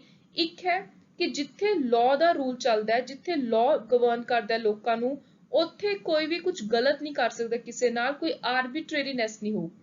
ਹਰ ਮਨੁੱਖ ਨੂੰ, ਹਰ ਇੰਡੀਵਿਜੂਅਲ ਨੂੰ, ਹਰ ਨਾਗਰਿਕ ਨੂੰ ਬਿਨਾਂ ਕਿਸੇ ਡਰ ਤੋਂ ਆਪਣੇ ਫੰਡਾਮੈਂਟਲ ਰਾਈਟ, ਮੌਲਿਕ ਅਧਿਕਾਰਾਂ ਨੂੰ ਇੰਜੋਏ ਕਰਨ ਦਾ ਪੂਰਾ ਹੱਕ ਹੈ। ਤੇ ਇਸ ਲਾਅ ਨੂੰ ਪ੍ਰੋਟੈਕਟ ਕਰਨ ਦੇ ਲਈ, ਇਹਦੀ ਜਿਹੜੀ ਸੈਂਕਟਿਟੀ ਹੈ ਉਹਨੂੰ ਮੇਨਟੇਨ ਕਰਨ ਦੇ ਲਈ ਆਪਣੇ ਕੋਲ ਜੁਡੀਸ਼ਰੀ ਵੀ ਹੈ। ਜਿਹੜਾ ਕਨਸਟੀਟਿਊਸ਼ਨ ਹੈ ਇੰਡੀਆ ਦਾ, ਇਹਦਾ ਜਿਹੜਾ ਪਾਰਟ 3 ਹੈ, ਜਿਹੜਾ ਫੰਡਾਮੈਂਟਲ ਰਾਈਟਸ ਦੀ ਗੱਲ ਕਰਦਾ ਹੈ, ਆਰਟੀਕਲ 12 ਤੋਂ 35 ਤੱਕ, ਉਹਦੇ ਅੰਦਰ ਜਦੋਂ ਆਪਾਂ ਆਰਟੀਕਲ 14 ਪੜ੍ਹਦੇ ਹਾਂ ਤਾਂ ਉੱਥੇ ਇਹਦੀ ਗੱਲ ਹੁੰਦੀ ਹੈ। ਰੂਲ ਆਫ ਲਾਅ ਪ੍ਰਿੰਸੀਪਲ ਨੂੰ ਆਰਟੀਕਲ 14 ਵਿੱਚ ਡਾਇਰੈਕਟਲੀ ਐਡ ਕੀਤਾ ਹੈ। All are equal before law, law ਦੇ ਸਾਹਮਣੇ ਹਰ ਕੋਈ ਬਰਾਬਰ ਹੈ, ਹਰ ਕਿਸੇ ਨੂੰ ਬਰਾਬਰ ਦੀ ਪ੍ਰੋਟੈਕਸ਼ਨ ਦਿੰਦਾ ਹੈ ਲਾਅ। ਲਾਅ ਕਿਸੇ ਦੇ ਨਾਲ ਭੇਦਭਾਵ ਨਹੀਂ ਕਰਦਾ। ਸੋ ਇਹ ਇੰਪੋਰਟੈਂਟ ਚੀਜ਼ ਆਪਾਂ ਫੋਲੋ ਕਰਦੇ ਹਾਂ। ਨੈਕਸਟ ਹੈ ਇੰਟੀਗ੍ਰੇਟਿਡ ਤੇ ਇੰਡੀਪੈਂਡੈਂਟ ਜੁਡੀਸ਼ਰੀ। ਇੰਟੀਗ੍ਰੇਟਿਡ ਦਾ ਮਤਲਬ ਹੈ ਕਿ ਆਪਸ ਦੇ ਵਿੱਚ ਜੋ ਵੀ ਲੈਵਲਸ ਨੇ ਜੁਡੀਸ਼ਰੀ ਦੇ, ਜਿਵੇਂ ਆਪਾਂ ਆਪਣਾ ਕੇਸ ਲੈ ਕੇ ਜਾਂਦੇ ਹਾਂ, ਸੁਣਵਾਈ ਹੁੰਦੀ ਹੈ ਆਪਣੀ ਅਲੱਗ-ਅਲੱਗ ਲੈਵਲਸ ਉੱਤੇ, ਜਿਸ ਲੈਵਲ ਦਾ ਕੇਸ ਹੈ, ਸੋ ਉਹ ਆਪਸ ਦੇ ਵਿੱਚ ਜੁੜੇ ਹੋਏ ਨੇ। ਜਿਵੇਂ ਸਟਾਰਟ ਕਰ ਦਿੰਦੇ ਆਪਾਂ ਸਿਵਲ ਲੈਵਲ ਦੀਆਂ ਕੋਰਟਸ ਤੋਂ, ਮੈਜਿਸਟ੍ਰੇਟ ਲੈਵਲ ਦੀਆਂ ਤੋਂ, ਫਿਰ ਆਉਂਦੀਆਂ ਜਿਵੇਂ ਡਿਸਟ੍ਰਿਕਟ ਹੋ ਗਈ, ਫਿਰ ਸੈਸ਼ਨ ਜੱਜ ਦੀ ਕੋਰਟ ਹੋ ਗਈ, ਉਸ ਤੋਂ ਬਾਅਦ ਹਾਈ ਕੋਰਟ ਹੋ ਗਈ, ਫਿਰ ਟੌਪ ਤੇ ਸੁਪਰੀਮ ਕੋਰਟ। ਸੋ ਇਹ ਸਾਰਾ ਸਟਰਕਚਰ ਆਪਸ ਦੇ ਵਿੱਚ ਜੁੜਿਆ ਹੋਇਆ ਇੰਟੀਗ੍ਰੇਟਿਡ ਹੈ। ਇੰਡੀਪੈਂਡੈਂਟ ਦਾ ਮਤਲਬ ਹੈ ਕਿਸੇ ਦਾ ਕੋਈ ਵਿੱਚ ਇੰਟਰਫੇਰੈਂਸ ਨਹੀਂ ਹੈ, ਲੈਜਿਸਲੇਟਿਵ ਤੇ ਐਗਜ਼ੀਕਿਊਟਿਵ ਜੁਡੀਸ਼ਰੀ ਦੇ ਡਿਸੀਜਨ ਵਿੱਚ ਦਖਲ ਨਹੀਂ ਦੇ ਸਕਦੇ, ਜੁਡੀਸ਼ਰੀ ਬਿਲਕੁਲ ਇੰਡੀਪੈਂਡੈਂਟ ਹੈ। India has a single integrated judicial system. Bharat ਦੇ ਸੰਵਿਧਾਨ ਨੇ ਜਿਹੜਾ ਜੁਡੀਸ਼ੀਅਲ ਸਿਸਟਮ ਦਿੱਤਾ ਹੈ ਉਹ ਸਿੰਗਲ ਇੰਟੀਗ੍ਰੇਟਿਡ ਦਿੱਤਾ ਹੋਇਆ ਹੈ, ਇਸ ਤਰੀਕੇ ਨਾਲ ਸਿੰਗਲ ਆਪਸ ਦੇ ਵਿੱਚ ਜੁੜਿਆ ਹੋਇਆ। ਆਲਸੋ ਇੰਡੀਪੈਂਡੈਂਟ ਜੁਡੀਸ਼ਰੀ ਹੈ। ਲੈਜਿਸਲੇਟਿਵ ਤੇ ਐਗਜ਼ੀਕਿਊਟਿਵ ਦੋਨਾਂ ਦੇ ਅਸਰ ਤੋਂ, ਇਨਫਲੂਐਂਸ ਤੋਂ, ਰੋਕ ਟੋਕ ਤੋਂ ਬਿਲਕੁਲ ਹੀ ਅਲੱਗ ਹੋ ਕੇ ਕੰਮ ਕਰਦੀ ਹੈ, ਫ੍ਰੀ ਹੋ ਕੇ ਕੰਮ ਕਰਦੀ ਹੈ। ਸੁਪਰੀਮ ਕੋਰਟ ਸਭ ਤੋਂ ਟੌਪ ਹੈ ਜੇ ਆਪਾਂ ਇਸ ਜੁਡੀਸ਼ਰੀ ਸਿਸਟਮ ਦੀ ਗੱਲ ਕਰੀਏ। ਸੁਪਰੀਮ ਕੋਰਟ ਤੋਂ ਨੀਚੇ ਸਟੇਟ ਲੈਵਲ ਦੀ ਹੈਡ ਨੇ ਹਾਈ ਕੋਰਟ। ਹਾਈ ਕੋਰਟ ਤੋਂ ਨੀਚੇ ਨੇ ਸਬਆਰਡੀਨੇਟ ਛੋਟੇ ਲੈਵਲ ਦੀਆਂ, ਡਿਸਟ੍ਰਿਕਟ ਦੀਆਂ ਹੋ ਗਿਆ, ਲੋਅਰ ਕੋਰਟ ਦੀਆਂ। ਸੁਪਰੀਮ ਕੋਰਟ ਫੈਡਰਲ ਕੋਰਟ ਹੈ, ਜਿੱਥੇ ਆਖਰੀ ਦੇ ਵਿੱਚ ਆਪਾਂ ਹਾਈਐਸਟ ਲੈਵਲ ਤੇ ਅਪੀਲ ਪਾ ਸਕਦੇ ਹਾਂ। ਮੰਨ ਲਓ ਕਿਸੇ ਦਾ ਕੋਈ ਰਾਈਟ ਹੈ, ਕੋਈ ਇਸ਼ੂ ਹੈ, ਉਹ ਉੱਪਰ ਤੱਕ ਆਪਾਂ ਲੈ ਗਏ, ਨੀਚੇ ਤੋਂ ਸ਼ੁਰੂ ਕਰਕੇ ਹਾਈ ਕੋਰਟ ਤੱਕ ਆਪਾਂ ਸੈਟੀਸਫਾਈ ਨਹੀਂ, ਤਾਂ ਲਾਸਟ ਤੇ ਆਪਾਂ ਜਾਵਾਂਗੇ ਸੁਪਰੀਮ ਕੋਰਟ ਕੋਲ, ਜੋ ਟੌਪ ਏਪੈਕਸ ਕੋਰਟ ਹੈ। ਸੁਪਰੀਮ ਕੋਰਟ ਆਪਾਂ ਨੂੰ ਆਪਣੇ ਜਿਹੜੇ ਮੌਲਿਕ ਅਧਿਕਾਰ ਨੇ ਉਹਨਾਂ ਦੇ ਲਈ ਇੱਕ ਗਾਰੰਟੀ ਦਿੰਦੀ ਹੈ ਕਿ ਮੈਂ ਤੁਹਾਡੇ ਫੰਡਾਮੈਂਟਲ ਰਾਈਟਸ ਨੂੰ ਪ੍ਰੋਟੈਕਟ ਕਰੂੰ। ਆਲਸੋ ਸੰਵਿਧਾਨ ਦੀ ਵੀ ਗਾਰਜੀਅਨ ਹੈ। ਸੰਵਿਧਾਨ ਦੀ ਹਰ ਪ੍ਰਿੰਸੀਪਲ ਨੂੰ ਬਿਨਾਂ ਕਿਸੇ ਰੁਕਾਵਟ ਤੋਂ ਪ੍ਰੋਪਰ ਫੋਲੋ ਕੀਤਾ ਜਾਵੇ ਤੇ ਫੋਲੋ ਕਰਵਾਇਆ ਜਾਵੇ, ਇਹ ਚੀਜ਼ ਦਾ ਧਿਆਨ ਵੀ ਜੁਡੀਸ਼ਰੀ ਰੱਖਦੀ ਹੈ। ਫਿਰ ਨੇ ਫੰਡਾਮੈਂਟਲ ਰਾਈਟਸ। ਸੋ ਜਿਹੜਾ ਭਾਰਤ ਦਾ ਸੰਵਿਧਾਨ ਹੈ ਉਹਦਾ ਸਭ ਤੋਂ ਬਿਊਟੀਫੁਲ ਫੀਚਰਸ ਹੈ ਕਿ ਭਾਰਤ ਦੇ ਸੰਵਿਧਾਨ ਨੇ ਆਪਣੇ ਦੇਸ਼ ਦੇ ਲੋਕਾਂ ਨੂੰ ਕੁਝ ਅਜਿਹੇ ਹੱਕ ਦਿੱਤੇ ਨੇ, ਰਾਈਟਸ ਦਿੰਦੇ ਨੇ, ਜਿਹੜੇ ਉਹ ਭਾਰਤ ਦੇ ਨਾਗਰਿਕ ਹੋਣ ਦੇ ਨਾਤੇ ਇੰਜੋਏ ਕਰ ਸਕਦੇ ਨੇ। ਸੋ ਆਪਾਂ ਨੂੰ ਪਤਾ ਜਿਹੜੇ ਫੰਡਾਮੈਂਟਲ ਰਾਈਟਸ ਨੇ ਕੁਝ ਸਿਰਫ ਭਾਰਤੀਆਂ ਨੂੰ ਨੇ ਤੇ ਬਾਕੀ ਜਿਹੜਾ ਕੋਈ ਫੋਰਨਰ ਹੈ, ਕੋਈ ਇੰਡੀਅਨ ਸਿਟੀਜ਼ਨ ਨਹੀਂ ਹੈ, ਉਹਨੂੰ ਨਹੀਂ ਦਿੱਤੇ ਗਏ। ਸੋ ਫੰਡਾਮੈਂਟਲ ਰਾਈਟ ਇੱਕ ਇਹੋ ਜਿਹੀ ਚੀਜ਼ ਹੈ ਜਿਹਦੇ ਲਈ ਆਪਾਂ ਪ੍ਰਾਊਡ ਫੀਲ ਕਰਦੇ ਹਾਂ ਕਿ ਇਹ ਸਾਡੇ ਤੋਂ ਕੋਈ ਨਹੀਂ ਖੋ ਸਕਦਾ ਤੇ ਇਹ ਪ੍ਰਾਊਡ ਮੂਵਮੈਂਟ ਆਪਾਂ ਨੂੰ ਸੰਵਿਧਾਨ ਕਰਕੇ ਹੀ ਮਿਲੀ ਹੋਈ ਹੈ। ਸੋ ਸੰਵਿਧਾਨ ਕੁਝ ਮੌਲਿਕ ਅਧਿਕਾਰ ਜਿਹੜੇ ਇਨਸਾਨ ਤੋਂ ਕੋਈ ਖੋ ਨਹੀਂ ਸਕਦਾ, ਉਹਦੀ ਇੱਕ ਈਜ਼ੀ ਪੀਸਫੁਲ ਲਾਈਫ ਦੇ ਲਈ, ਫਰੀडम ਆਜ਼ਾਦੀ ਵਾਲੀ ਲਾਈਫ ਦੇ ਲਈ ਬਹੁਤ ਹੀ ਜ਼ਿਆਦਾ ਜ਼ਰੂਰੀ ਨੇ। ਇਹਨਾਂ ਦੀ ਜਿਹੜੀ ਡੀਟੇਲ ਹੈ ਉਹ ਆਪਾਂ ਆਪਣੇ ਅਪਕਮਿੰਗ ਲੈਕਚਰਸ ਅੰਦਰ ਦੇਖਾਂਗੇ। ਉਰੇ ਤੁਸੀਂ ਸਿਰਫ ਬੇਸਿਕ ਮੀਨਿੰਗ ਦੇਖ ਲਓ। ਸੋ ਫੰਡਾਮੈਂਟਲ ਰਾਈਟਸ ਪਾਰਟ 3 ਦੇ ਅੰਦਰ ਨੇ, ਆਰਟੀਕਲ 12 ਤੋਂ 35 ਤੱਕ ਸੰਵਿਧਾਨ ਦੇ ਅੰਦਰ ਨੇ fundamental rights. So Indian Constitution guarantees 6 fundamental rights to all citizens. Fundamental rights are one of the most important features of Indian Constitution. These contain ਜਿਹੜਾ ਸੰਵਿਧਾਨ ਹੈ ਉਹਦੇ ਅੰਦਰ ਕੁਝ basic principle ਨੇ that every individual is entitled to enjoy certain rights। ਜੋ ਮੈਂ ਤੁਹਾਨੂੰ ਦੱਸਿਆ ਹੈ, ਹਰ ਮਨੁੱਖ ਕੁਝ important rights ਨੇ ਜਿਨ੍ਹਾਂ ਨੂੰ enjoy ਕਰਦਾ ਹੈ ਭਾਰਤ ਦਾ ਨਾਗਰਿਕ ਹੋਣ ਦੇ ਨਾਤੇ as a human being।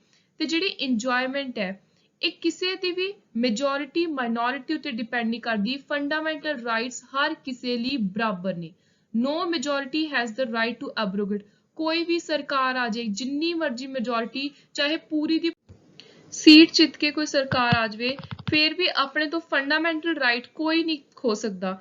Fundamental rights are meant for promoting the idea of political democracy. They operate as limitation on the tyranny of। ਕਈ ਵਾਰੀ ਐਗਜ਼ੈਕਟਿਵ ਜਾਂ ਲੈਜਿਸਲੇਚਰ ਕੋਈ ਇਸ ਤਰ੍ਹਾਂ ਦੇ ਲਾਅ ਬਣਾਉਂਦੇ ਨੇ ਜੋ ਦੇਸ਼ ਦੇ ਹਿੱਤ ਲਈ ਨਹੀਂ ਹੁੰਦੇ, ਤੇ ਜੇ ਉਹ ਲਾਅ ਬਾਈ ਚਾਂਸ ਆਪਣੇ ਫੰਡਾਮੈਂਟਲ ਰਾਈਟ ਦੇ ਅਗੇਂਸਟ ਜਾ ਰਹੇ ਨੇ ਤਾਂ ਆਪਾਂ ਉਹਨਾਂ ਨੂੰ ਰੱਦ ਕਰਵਾ ਸਕਦੇ ਹਾਂ। They are ਜਸਟਿਸੇਬਲ in nature. ਇਹਨਾਂ ਨੂੰ ਐਨਫੋਰਸ ਕਰਵਾ ਸਕਦੇ ਹਾਂ। ਜੇ ਆਪਣਾ ਕੋਈ ਫੰਡਾਮੈਂਟਲ ਰਾਈਟ ਤੋੜ ਰਿਹਾ ਹੈ ਤਾਂ ਆਪਾਂ ਉਹਦੇ ਲਈ ਹਾਈ ਕੋਰਟ, ਸੁਪਰੀਮ ਕੋਰਟ ਕੋਲ ਜਾ ਸਕਦੇ ਹਾਂ, ਰਿਟ ਪਾ ਸਕਦੇ ਹਾਂ। ਸੋ ਇਹ ਸਾਡਾ ਰਿਟ ਦਾ ਕੀ ਕੰਸੈਪਟ ਹੈ, ਹਾਈ ਕੋਰਟ ਕੋਲ ਕਿਹੜੇ ਆਰਟੀਕਲ ਜਾਣਾ, ਸੁਪਰੀਮ ਕੋਰਟ ਕੋਲ ਕਿਹੜੇ ਆਰਟੀਕਲ ਜਾਣਾ, ਇਹ ਸਾਰਾ ਅੱਗੇ ਆਪਾਂ ਡੀਟੇਲ 'ਚ ਦੇਖਾਂਗੇ। ਸੋ ਨੈਕਸਟ ਆਉਂਦੇ ਆ directive principals of state policy. ਇਹ ਕੁਝ ਸੰਵਿਧਾਨ ਨੇ ਇਹੋ ਜਿਹੀਆਂ ਡਾਇਰੈਕਸ਼ਨਾਂ ਨੇ ਜਿਹੜੀਆਂ ਸਰਕਾਰ ਨੂੰ ਲਗਾਈਆਂ ਨੇ। ਸੋ ਇਹ ਕੁਝ ਸਰਕਾਰ ਦੀਆਂ ਰਿਸਪੌਂਸਿਬਿਲਿਟੀਜ਼ ਨੇ। ਇਹਦੇ ਅੰਦਰ ਲੋਕਲ ਲੈਵਲ ਦੀਆਂ ਵੀ ਨੇ, ਇਕਨੋਮਿਕ ਵੀ ਨੇ, ਕੁਝ ਸੋਸ਼ਲ ਵੀ ਨੇ। ਸੋ ਅਲੱਗ-ਅਲੱਗ ਤਰੀਕੇ ਦੀਆਂ ਨੇ।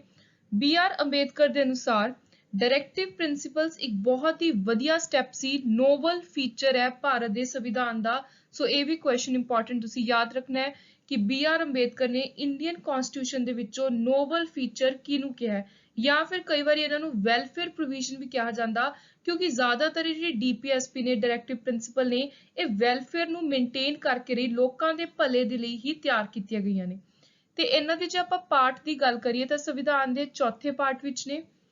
These were included to provide social economic justice to people, welfare state ਨੂੰ establish ਕਰਨ ਦੇ ਲਈ, so that ਇਹ ਨਾ ਹੋਵੇ ਕਿ ਸਿਰਫ ਕੁਝ ਅਮੀਰਾਂ ਦੇ ਹੱਥ ਵਿੱਚ ਸਾਰਾ ਪੈਸਾ ਰਹਿ ਜਾਵੇ। There will be no concentration of wealth in the hands of few। non justiciable ਨੇ। DPSP ਜੇ ਕੋਈ ਸਰਕਾਰ ਨਹੀਂ ਕਰਵਾ ਰਹੀ, ਇਹ ਕੋਈ ਜਿਹੜੇ ਪ੍ਰੋਪਰ ਪ੍ਰਿੰਸੀਪਲਸ ਨੇ ਫੋਲੋ ਨਹੀਂ ਕਰਦੀ, ਤਾਂ ਇਹਦੇ ਲਈ ਤੁਸੀਂ ਕੋਰਟ ਕੋਲ ਨਹੀਂ ਜਾ ਸਕਦੇ ਕਿ ਇਨਫੋਰਸ ਕਰਵਾਓ। ਜਿਵੇਂ ਫੰਡਾਮੈਂਟਲ ਰਾਈਟਸ ਕੋਈ ਤੁਹਾਡੇ ਵਾਇਲੇਟ ਕਰਦਾ ਤਾਂ ਤੁਸੀਂ ਉਹ ਜਸਟਿਸੇਬਲ ਨੇ, ਕੋਰਟ ਕੋਲ ਜਾ ਸਕਦੇ ਹੋ, ਪਰ ਡੀਪੀਐਸਪੀ ਨਾਨ ਜਸਟਿਸੇਬਲ ਨੇ, ਨਾਨ ਇਨਫੋਰਸੇਬਲ ਨੇ, ਇਹ ਤੁਸੀਂ ਯਾਦ ਰੱਖਣਾ ਹੈ। ਇੱਕ ਇੰਪੋਰਟੈਂਟ ਕੇਸ ਸੀ 1980 ਦਾ ਮਿਨਰਵਾ ਮਿਲ ਕੇਸ। ਇਹਦੇ ਵਿੱਚ ਸੁਪਰੀਮ ਕੋਰਟ ਨੇ ਇੱਕ ਬਹੁਤ ਇੰਪੋਰਟੈਂਟ ਲੈਂਡਮਾਰਕ ਡਿਸੀਜਨ ਦਿੰਦੇ ਹੋਇਆ ਕਿਹਾ ਸੀ ਕਿ ਜਿਹੜਾ ਭਾਰਤ ਦਾ ਸੰਵਿਧਾਨ ਹੈ ਉਹ ਫੰਡਾਮੈਂਟਲ ਰਾਈਟ ਤੇ ਡਾਇਰੈਕਟਿਵ ਪ੍ਰਿੰਸੀਪਲ ਦੇ ਬੈਲੈਂਸ ਦੇ ਨਾਲ ਬਹੁਤ ਹੀ ਸਟਰੋਂਗ ਤਰੀਕੇ ਨਾਲ ਤਿਆਰ ਕੀਤਾ ਹੋਇਆ ਹੈ। ਸੋ Indian Constitution is founded on the bedrock of the balance between fundamental right and directive principle। ਇਹ ਵੀ question ਬਹੁਤ ਵਾਰੀ directly paper 'ਚ ਪੁੱਛਿਆ ਜਾਂਦਾ ਕਿ ਇਹ important decision ਸੁਪਰੀਮ ਕੋਰਟ ਨੇ ਕਿਹੜੇ ਕੇਸ ਵਿੱਚ ਦਿੱਤਾ ਸੀ। ਸੋ ਕੇਸ ਹੈ 1980 ਦਾ Minerva mill case. Next is fundamental duties. So ਕੁਝ ਹੁਣ ਡਿਊਟੀਜ਼ ਵੀ ਨੇ। ਆਪਾਂ ਫੰਡਾਮੈਂਟਲ ਰਾਈਟਸ ਇੰਜੋਏ ਕਰ ਰਹੇ ਹਾਂ, ਬਦਲੇ ਵਿੱਚ ਭਾਰਤ ਦੇ ਨਾਗਰਿਕ ਹੋਣ ਦੇ ਨਾਤੇ ਆਪਣੀ ਵੀ ਇਸ ਦੇਸ਼ ਦੇ ਪ੍ਰਤੀ ਕੋਈ ਜ਼ਿੰਮੇਵਾਰੀ ਬਣਦੀ ਹੈ, ਰਿਸਪੌਂਸਿਬਿਲਿਟੀ, ਡਿਊਟੀ ਬਣਦੀ ਹੈ।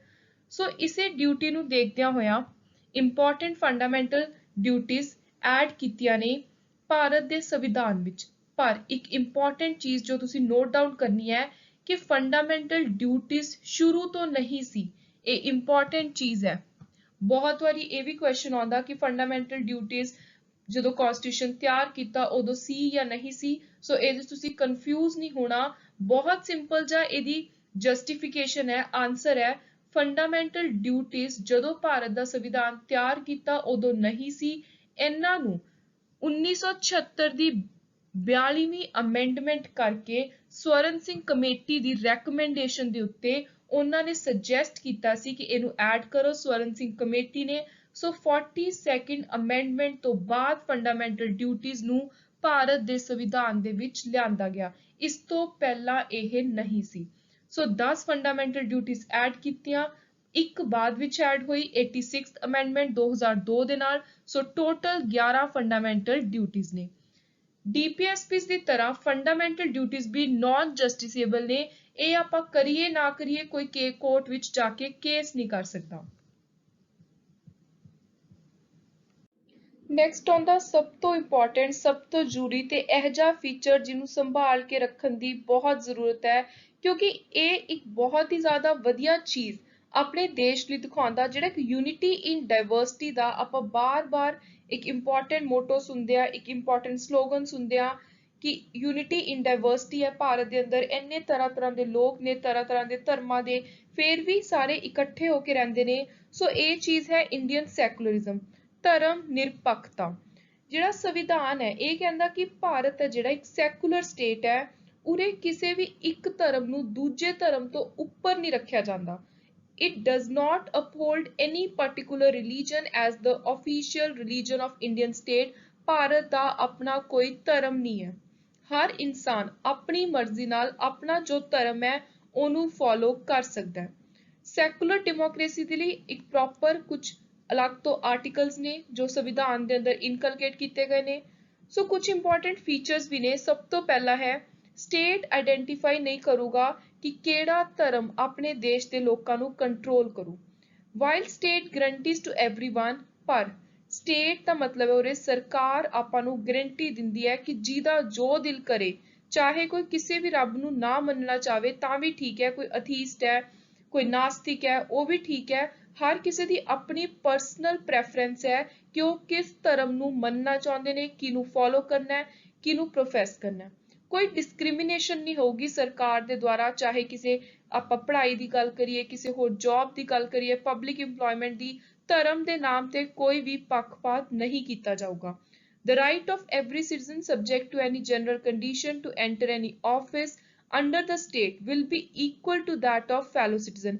ਹਰ ਧਰਮ ਦੇ ਲੋਕਾਂ ਨੂੰ ਕਿਤੇ ਵੀ ਆਉਣ ਜਾਣ ਦੇ ਲਈ ਕੋਈ ਰੋਕ ਨਹੀਂ ਸਕਦਾ। ਪੋਲੀਟੀਕਲ ਇਕੁਐਲਿਟੀ ਹੈ, ਇਹ ਨਹੀਂ ਕਿ ਕੋਈ ਛੋਟੀ ਜਾਤ ਦਾ ਉਹ ਵੋਟਾਂ 'ਚ ਨਹੀਂ ਕਰ ਸਕਦਾ, ਉਹ ਵੋਟ ਨਹੀਂ ਪਾ ਸਕਦਾ, ਇਹ ਜਿਹਾ ਕੁਛ ਨਹੀਂ ਹੈ ਆਪਣੇ ਦੇਸ਼ ਦੇ ਅੰਦਰ। ਸੋ ਜਿਹੜਾ ਸੈਕੂਲਰਿਜ਼ਮ ਹੈ ਇਹ ਹਾਰਟ ਐਂਡ ਸੋਲ ਹੈ।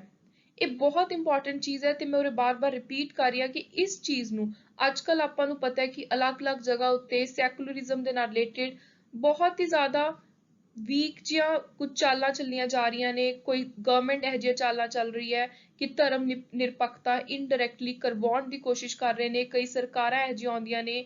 ਪਰ ਆਪਾਂ ਨੂੰ ਖੁਦ ਦੇਸ਼ ਦੇ ਨਾਗਰਿਕਾਂ ਨੂੰ ਸਮਝਣਾ ਚਾਹੀਦਾ ਹੈ ਕਿ ਇੰਡੀਆ ਦਾ ਜਿਹੜਾ ਇੱਕ ਸੈਕੂਲਰਿਜ਼ਮ ਹੈ, ਯੂਨਿਟੀ ਇਨ ਡਾਇਵਰਸਿਟੀ ਦਾ ਕੰਸੈਪਟ ਹੈ, ਇਹ ਆਪਾਂ ਨੂੰ ਖੁਦ ਬਚਾ ਕੇ ਰੱਖਣਾ ਪਊਗਾ। Because this proves India a very special state. ਪੂਰੇ ਵਰਲਡ ਦੇ ਵਿੱਚ ਇਹ ਚੀਜ਼ ਨੂੰ ਲੈ ਕੇ ਆਪਾਂ ਪ੍ਰਾਊਡ ਫੀਲ ਕਰਦੇ ਆ ਕਿ ਭਾਰਤ ਦੇ ਅੰਦਰ ਇੰਨੇ ਅਲੱਗ-ਅਲੱਗ ਧਰਮਾਂ ਦੇ ਲੋਕ ਨੇ ਤੇ ਕਿੰਨੇ ਪਿਆਰ ਨਾਲ ਰਹਿੰਦੇ ਨੇ। ਸੋ ਹੁਣ ਇੱਕ ਵਾਰੀ ਆਪਾਂ ਪੜ੍ਹ ਲੈਂਦੇ ਆ। The distinguishing features of a secular democracy। ਜਿਹੜੇ ਸੰਵਿਧਾਨ ਦੇ ਅੰਦਰ ਨੇ state will not identify itself with or be controlled by any religion while the state guarantees to everyone the right to profess whatever religion one chooses to follow तो ਇਹਦੇ ਅੰਦਰ ਇਹ ਵੀ ਆਉਂਦਾ right to be an antagonist or an atheist. It will not accord preferential treatment to any of them. No discrimination will be shown by the state matlab sarkar, against any person on account of his religion or faith. Right of every citizen subject to any general condition to enter any office under the state will be equal to that of fellow citizen. Political equality which entitle any Indian citizen to seek the highest office under the state is the heart and soul of secularism. The conception aims to establish a secular state. This does not mean state in India is anti-religious. ਇਹਦਾ ਇਹ ਮਤਲਬ ਨਹੀਂ ਹੈ ਕਿ ਭਾਰਤ ਦੇ ਅੰਦਰ ਸਰਕਾਰ ਨੇ ਜਾਂ ਸੰਵਿਧਾਨ ਨੇ ਕਹਿਤਾ ਕਿ ਕਿਸੇ ਰਿਲੀਜਨ ਨੂੰ ਨਾ ਮੰਨੋ। ਸੰਵਿਧਾਨ ਨੇ ਕਿਹਾ ਕਿ ਜੋ ਤੁਹਾਡਾ ਦਿਲ ਕਰੇ ਮੰਨਣਾ ਨਾ ਮੰਨਣਾ ਤੁਹਾਡੀ ਮਰਜ਼ੀ ਹੈ। ਭਾਰਤ ਵਿੱਚ ਲੋਕਾਂ ਨੂੰ ਪੂਰੀ ਤਰ੍ਹਾਂ ਫਰੀडम ਹੈ। ਨਾਲ ਹੀ ਜਿਹੜਾ ਭਾਰਤ ਦਾ ਸੰਵਿਧਾਨ ਹੈ ਉਹ ਪੋਜ਼ਿਟਿਵ ਕਨਸੈਪਟ ਸ਼ੋ ਕਰਦਾ ਹੈ ਸੈਕੂਲਰਿਜ਼ਮ ਦਾ। ਪੋਜ਼ਿਟਿਵ ਕਨਸੈਪਟ ਦਾ ਮਤਲਬ ਹੈ ਕਿ ਹਰ ਰਿਲੀਜਨ ਨੂੰ ਪ੍ਰੋਟੈਕਸ਼ਨ ਵੀ ਹੈ, ਇਕੁਅਲ ਰਿਸਪੈਕਟ ਵੀ ਹੈ। ਮੋਰਓਵਰ ਜਿਹੜਾ ਇਹ ਸੈਕੂਲਰਿਜ਼ਮ ਦਾ ਕਨਸੈਪਟ ਹੈ ਇਹਨੇ ਜਿਹੜਾ ਪੁਰਾਣੇ ਜ਼ਮਾਨੇ ਦਾ ਕਮਿਊਨਲ ਰੈਪਰੈਜ਼ੈਂਟੇਸ਼ਨ ਦਾ ਕਨਸੈਪਟ ਸੀ, ਜਾਤ ਪਾਤ ਦੇ ਆਧਾਰ ਉੱਤੇ VOTING ਹੁੰਦੀ ਸੀ, ਰੈਪਰੈਜ਼ੈਂਟੇਸ਼ਨ ਹੁੰਦੀ ਸੀ, ਉਹਨੂੰ ਪੂਰੀ ਤਰ੍ਹਾਂ ਨਕਾਰਿਆ, ਅਬੋਲਿਸ਼ ਕੀਤਾ।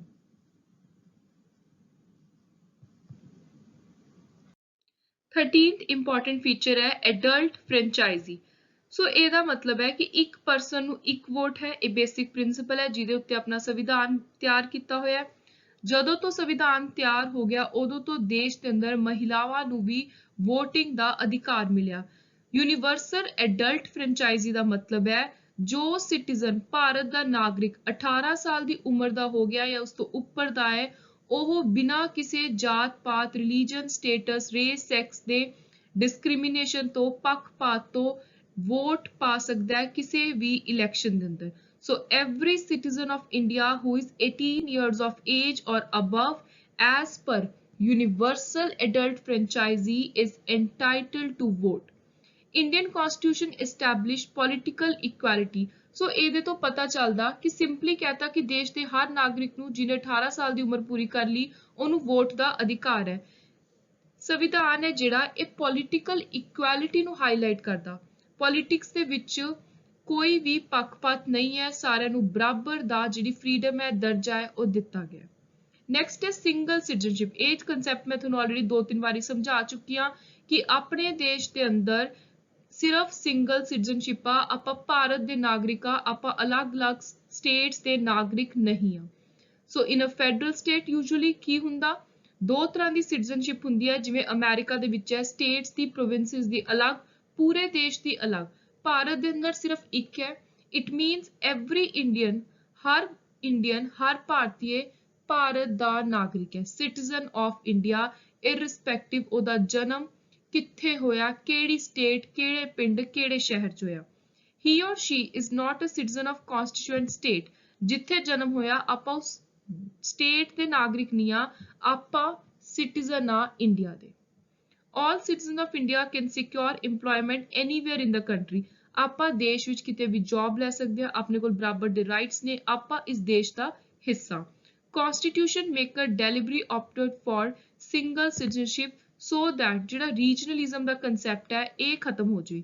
Single citizenship has undoubtedly forged a sense of unity ਤੇ ਇਹਦੇ ਨਾਲ ਜਿਹੜਾ unity ਏਕਤਾ ਦਾ concept ਹੈ ਉਹ ਵੀ ਦਿਖਦਾ ਹੈ ਆਪਾਂ ਨੂੰ। ਸੋ single citizenship ਹਾਈਲਾਈਟ ਕਰਦੀ ਹੈ ਯੂਨਿਟੀ ਨੂੰ। ਨੈਕਸਟ ਹੈ ਇੰਡੀਪੈਂਡੈਂਟ ਬਾਡੀ। ਸੋ ਬਹੁਤ ਸਾਰੀਆਂ ਅਲੱਗ-ਅਲੱਗ ਬਾਡੀਜ਼ ਨੇ ਜਿਹੜੀਆਂ ਸੈਂਟਰ ਤੋਂ ਇਲਾਵਾ, ਸਟੇਟ ਦੀ ਸਰਕਾਰ ਤੋਂ ਇਲਾਵਾ ਆਪਣੇ ਤਰੀਕੇ ਨਾਲ ਕੰਮ ਕਰ ਰਹੀਆਂ ਨੇ।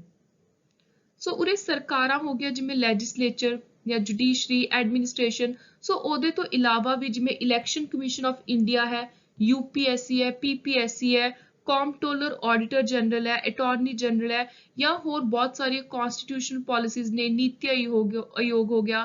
ਸੋ ਇਹ ਅਲੱਗ-ਅਲੱਗ ਇੰਡੀਪੈਂਡੈਂਟ ਬਾਡੀਜ਼ ਨੇ, ਅਥਾਰਟੀਜ਼ ਨੇ ਜਿਹੜੀਆਂ ਲੈਜਿਸਲੇਟਿਵ, ਐਗਜ਼ੀਕਿਊਟਿਵ, ਜੁਡੀਸ਼ਰੀ ਜੋ ਕੰਮ ਇਹ ਪ੍ਰੋਵਾਈਡ ਕਰਵਾਉਂਦੇ ਨੇ, ਇਹ ਤਿੰਨ ਮੇਨ ਅੰਗ ਨੇ ਜਿਹੜੇ ਆਰਗਨ ਨੇ ਸਰਕਾਰ ਦੇ। ਉਹਦੇ ਤੋਂ ਇਲਾਵਾ ਆਪਣੇ ਕੋਲ ਇਹ ਹੋਰ ਜਿਹੜੇ ਇੰਪੋਰਟੈਂਟ ਕੰਮ ਨੇ ਪਾਰਟਿਕੂਲਰ ਏਰੀਆ ਦੇ, ਜਿਨ੍ਹਾਂ ਦੇ ਲਈ ਇਹ ਇੰਡੀਪੈਂਡੈਂਟ ਬਾਡੀਜ਼ ਨੂੰ ਤਿਆਰ ਕੀਤਾ ਗਿਆ ਹੈ, ਸੋ ਉਹ ਆਪਾਂ ਨੂੰ ਕਰਕੇ ਦਿੰਦੇ ਨੇ। So Indian constitution not only provide, Bharat ਦੇ ਸੰਵਿਧਾਨ ਦਾ ਇਹ ਬਹੁਤ ਇੰਪੋਰਟੈਂਟ ਫੀਚਰ ਹੈ ਕਿ ਉਰੇ ਸਿਰਫ ਔਰ ਸਿਰਫ ਲੈਜਿਸਲੇਟਿਵ, ਐਗਜ਼ੀਕਿਊਟਿਵ, ਜੁਡੀਸ਼ਰੀ ਹੀ ਨਹੀਂ ਬਲਕਿ ਬਹੁਤ ਸਾਰੇ ਅਲੱਗ-ਅਲੱਗ ਕੰਮ ਕਰਨ ਦੇ ਲਈ, ਇਫੈਕਟਿਵਲੀ ਸਪੀਡੀ ਕੰਮ ਕਰਨ ਦੇ ਲਈ ਇੰਡੀਪੈਂਡੈਂਟ ਬਾਡੀਜ਼ ਨੇ ਜੋ ਆਪਣੇ ਆਪਣੇ ਏਰੀਆ ਦੇ ਵਿੱਚ ਐਕਸਪਰਟ ਨੇ। They are envisaged by the constitution as the bulwarks of democratic system of government of India। ਸੋ ਇਹ ਆਪਣੇ ਦੇਸ਼ ਦੇ ਅੰਦਰ ਡੈਮੋਕ੍ਰੈਟਿਕ ਸਿਸਟਮ ਨੂੰ ਚਲਾਉਣ ਦੇ ਲਈ ਬਹੁਤ ਹੀ ਜ਼ਿਆਦਾ ਆਪਣਾ ਇੰਪੋਰਟੈਂਟ ਯੋਗਦਾਨ ਦਿੰਦੇ ਨੇ।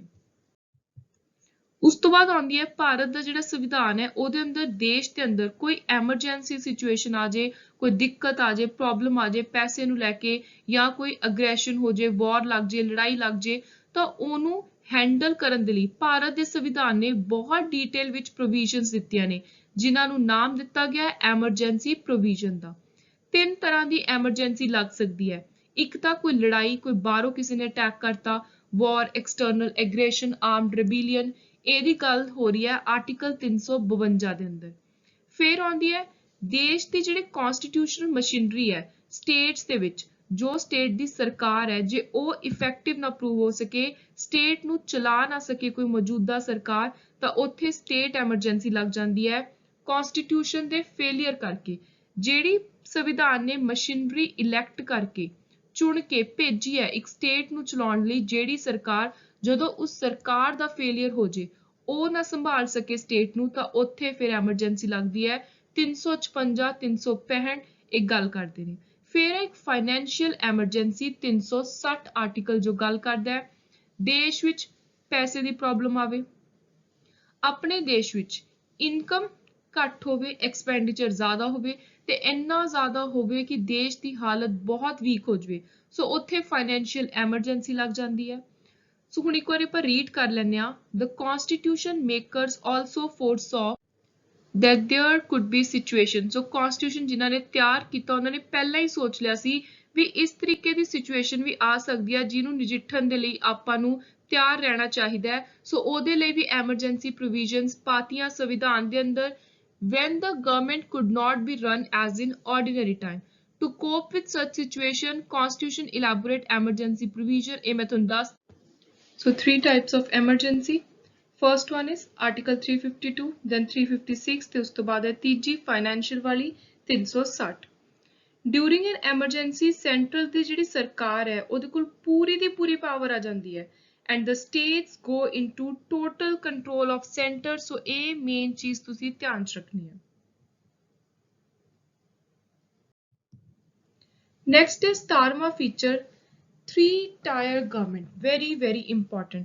ਜਿਹੜੀ ਲੋਕਲ ਸੈਲਫ ਗਵਰਨਮੈਂਟ ਹੈ, ਲੋਕਲ ਲੈਵਲ ਦੀ ਸੈਲਫ ਗਵਰਨਮੈਂਟ,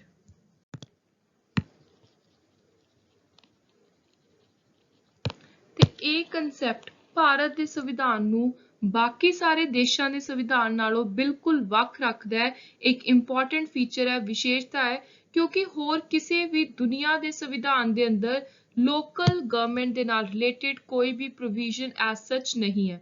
ਸੋ ਓਰੀਜਨਲੀ ਜਿਹੜਾ ਭਾਰਤ ਦਾ ਸੰਵਿਧਾਨ ਸੀ ਉਹਦੇ ਵਿੱਚ ਸਿਰਫ ਦੋ ਤਰ੍ਹਾਂ ਦੀ ਪੋਲਿਟੀ ਦੀ ਗੱਲ ਹੋ ਰਹੀ ਸੀ। ਇੱਕ ਸੀ ਸੈਂਟਰ ਦੇ ਕੋਲ ਕਿਹੜੀਆਂ-ਕਿਹੜੀਆਂ ਪਾਵਰਾਂ ਨੇ, ਕਿਵੇਂ ਵੰਡੀ ਹੋਈ ਹੈ, ਦੂਜੀ ਸੀ ਸਟੇਟ। ਪਰ ਥੋੜੇ ਸਮੇਂ ਬਾਅਦ 73rd ਤੇ 74th ਦੋ ਅਮੈਂਡਮੈਂਟ ਕੀਤੀਆਂ ਗਈਆਂ 1992 ਵਿੱਚ, ਜਿਨ੍ਹਾਂ ਨੇ ਇੱਕ ਅਲੱਗ ਤੀਜੇ ਕਿਸਮ ਦੀ ਸਰਕਾਰ ਐਡ ਕਰਤੀ ਭਾਰਤ ਦੇ ਸੰਵਿਧਾਨ ਦੇ ਅੰਦਰ, ਜੋ ਦੁਨੀਆ ਦੇ ਹੋਰ ਕਿਸੇ ਸੰਵਿਧਾਨ 'ਚ ਨਹੀਂ ਪਾਈ ਜਾਂਦੀ। that is 3-tier of government, 3 level the local ਸਰਕਾਰ। 73rd amendment ਹੈ ਜਿਹੜੀ, ਇਹ ਪੰਚਾਇਤ ਦੇ ਨਾਲ ਰਿਲੇਟਡ ਹੈ। 74th ਹੈ ਮਿਊਨਿਸਪੈਲਿਟੀਜ਼ ਦੇ ਨਾਲ। ਸੋ ਜਿਹੜੀ 73rd ਹੈ ਉਹ ਹੈ ਰੂਰਲ ਵਾਲੀ, ਤੇ ਇਹ ਹੈ ਅਰਬਨ ਲੋਕਲ ਸੈਲਫ ਗਵਰਨਮੈਂਟ। ਸੋ ਤੁਸੀਂ ਯਾਦ ਰੱਖਣਾ ਹੈ 73rd ਪੰਚਾਇਤ ਨਾਲ ਰਿਲੇਟਡ ਹੈ, ਪਾਰਟ 9 ਹੈ। 74th ਪਾਰਟ 9A ਮਿਊਨਿਸਪੈਲਿਟੀ ਦੇ ਨਾਲ ਅਰਬਨ ਲੋਕਲ ਗਵਰਨਮੈਂਟ ਹੈ, ਤੇ ਨਾਲ ਹੀ ਇਹਨੇ ਦੋ ਸ਼ਡਿਊਲ ਵੀ ਐਡ ਕੀਤੇ। ਜਿਹੜੀ ਅਮੈਂਡਮੈਂਟ ਨੇ ਇਹਦੇ ਨਾਲ संविधान विच 2 नवे शेड्यूल ऐड होए, एक 11वां जिहड़ा पंचायत दे की काम ने ओहदे कोल की कंट्रोल है ओहदी गल करदा, ते एक है 12वां जिहड़ा गल करदा है अर्बन लोकल गवर्नमेंट म्यूनिसिपैलिटीज दी। फिर लास्ट फीचर है कोऑपरेटिव सोसाइटी। सो एक होर नवी चीज है जिन्हों संविधानिक स्टेटस दिता गया, कॉन्स्टिट्यूशनल स्टेटस दिता गया 2011 दी 97th अमेंडमेंट करके। सो ये भी एक इंपॉर्टेंट फीचर है भारत के संविधान का। 97th कॉन्स्टिट्यूशनल अमेंडमेंट 2011 दी ਜਿਹੜੀਆਂ ਕੋਆਪਰੇਟਿਵ सोसाइटीज ने लोकल लैवल ते तैयार ਹੁੰਦੀਆਂ ਨੇ, अलग-अलग पर्पस ਦੇ ਕਰਕੇ ਲੋਕ ਇਕੱਠਾ ਹੁੰਦੇ ਨੇ, ਚਾਹੇ ਕੋਈ ਇਕਨੋਮਿਕ पर्पस है, कोई सोशल पर्पस है, कोई ਹੋਰ प्रोफैशनल पर्पस है, ਕਿਸੇ ਵੀ ਕਾਰਨਵਸ਼ ਜਦੋਂ ਕੋਈ ਆਪਸ ਦੇ ਵਿੱਚ ਇਕੱਠੇ ਹੋ ਗਏ ਇੱਕ ਪ੍ਰੋਪਰ ਰਜਿਸਟ੍ਰੇਸ਼ਨ ਕਰਵਾ ਕੇ ਆਪਣੀ ਖੁਦ ਦੀ ਸੁਸਾਇਟੀ ਤਿਆਰ ਕਰਦੇ ਨੇ। ਸੋ ਉਸ ਸੁਸਾਇਟੀ ਨੂੰ ਇੱਕ ਸੰਵਿਧਾਨਿਕ ਸਟੇਟਸ ਦਿੱਤਾ, ਨਾਲ ਹੀ ਪ੍ਰੋਟੈਕਸ਼ਨ ਦਿੱਤੀ। ਤੇ ਇਸ ਦੇ ਕਰਕੇ ਇਸ ਦੇ ਚੱਲਦਿਆਂ ਹੋਏ ਅਮੈਂਡਮੈਂਟ ਦੇ 3 ਮੇਨ ਚੇਂजेस ਕੀਤੀਆਂ ਗਈਆਂ ਸੰਵਿਧਾਨ ਦੇ ਅੰਦਰ। ਪਹਿਲੀ ਚੀਜ਼, ਕੋਈ ਵੀ ਕੋਆਪਰੇਟਿਵ ਸੁਸਾਇਟੀ ਤਿਆਰ ਕਰ ਸਕਦਾ ਹੈ, right to form cooperative society, ਇਹਨੂੰ ਇੱਕ ਮੌਲਿਕ ਅਧਿਕਾਰ ਬਣਾਤਾ ਆਰਟੀਕਲ 19 ਚ ਐਡ ਕਰਕੇ fundamental right. This is very important. ਨਾਲ ਹੀ ਕੋਆਪਰੇਟਿਵ ਸੁਸਾਇਟੀ ਨੂੰ ਲੈ ਕੇ ਆਰਟੀਕਲ 43B एक DPSP डायरेक्टिव प्रिंसीपल भी नवा ऐड करता, जिहदे अंदर कहा गया है कि सरकार की ड्यूटी है कि वो कोऑपरेटिव सोसाइटीज नू प्रमोट करनगे। नाल ही पूरा दा पूरा नवा पार्ट ऐड करता। सो पार्ट जिहड़ा 9 है वो सी पंचायत नाल रिलेटेड, 9A सी अर्बन लोकल गवर्नमेंट म्यूनिसिपैलिटीज नाल, 9B हुण है कोऑपरेटिव सोसाइटीज नाल रिलेटेड। सो ये जिहड़े 3 पार्ट ने ये बहुत इंपॉर्टेंट फीचर ने भारत के संविधान का। सो कोऑपरेटिव सोसाइटी हैड है इस पार्ट का, आर्टिकल्स ने 243 ZH तो ZT तक। सो जिहड़ा पार्ट 9B है जो कोऑपरेटिव सोसाइटीज की गल करदा है, ਇਹਦੇ अंदर अलग-अलग प्रोविजनस ने ਜਿਹੜੀਆਂ इंश्योर ਕਰਦੀਆਂ ਨੇ that the cooperative societies in the country function in a democratic, professional, autonomous and economically sound manner। सो ਇਹ ਸੀ ਅੱਜ ਦਾ ਆਪਣਾ ਇੰਪੋਰਟੈਂਟ ਟੌਪਿਕ। ਭਾਰਤ ਦੇ ਸੰਵਿਧਾਨ ਦੀਆਂ ਕੀ ਵਿਸ਼ੇਸ਼ਤਾਵਾਂ ਨੇ, ਕਿਹੜੇ ਫੀਚਰ ਨੇ ਜਿਹੜੇ ਬਾਕੀ ਦੇਸ਼ਾਂ ਦੇ ਸੰਵਿਧਾਨ ਤੋਂ ਭਾਰਤ ਦੇ ਸੰਵਿਧਾਨ ਨੂੰ ਵੱਖ ਰੱਖਦੇ ਨੇ, ਉਹਦੀ ਇੰਪੋਰਟੈਂਸ ਦਿਖਾਉਂਦੇ ਨੇ। ਸੋ ਉਹ ਅੱਜ ਆਪਾਂ ਨੇ 18 ਟੋਟਲ ਫੀਚਰਸ ਕੀਤੇ। ਆਈ ਹੋਪ ਤੁਹਾਨੂੰ ਸਾਰੇ ਫੀਚਰਸ ਸਮਝ ਆਏ। Please keep supporting Victors knowledge. Thank you and good luck.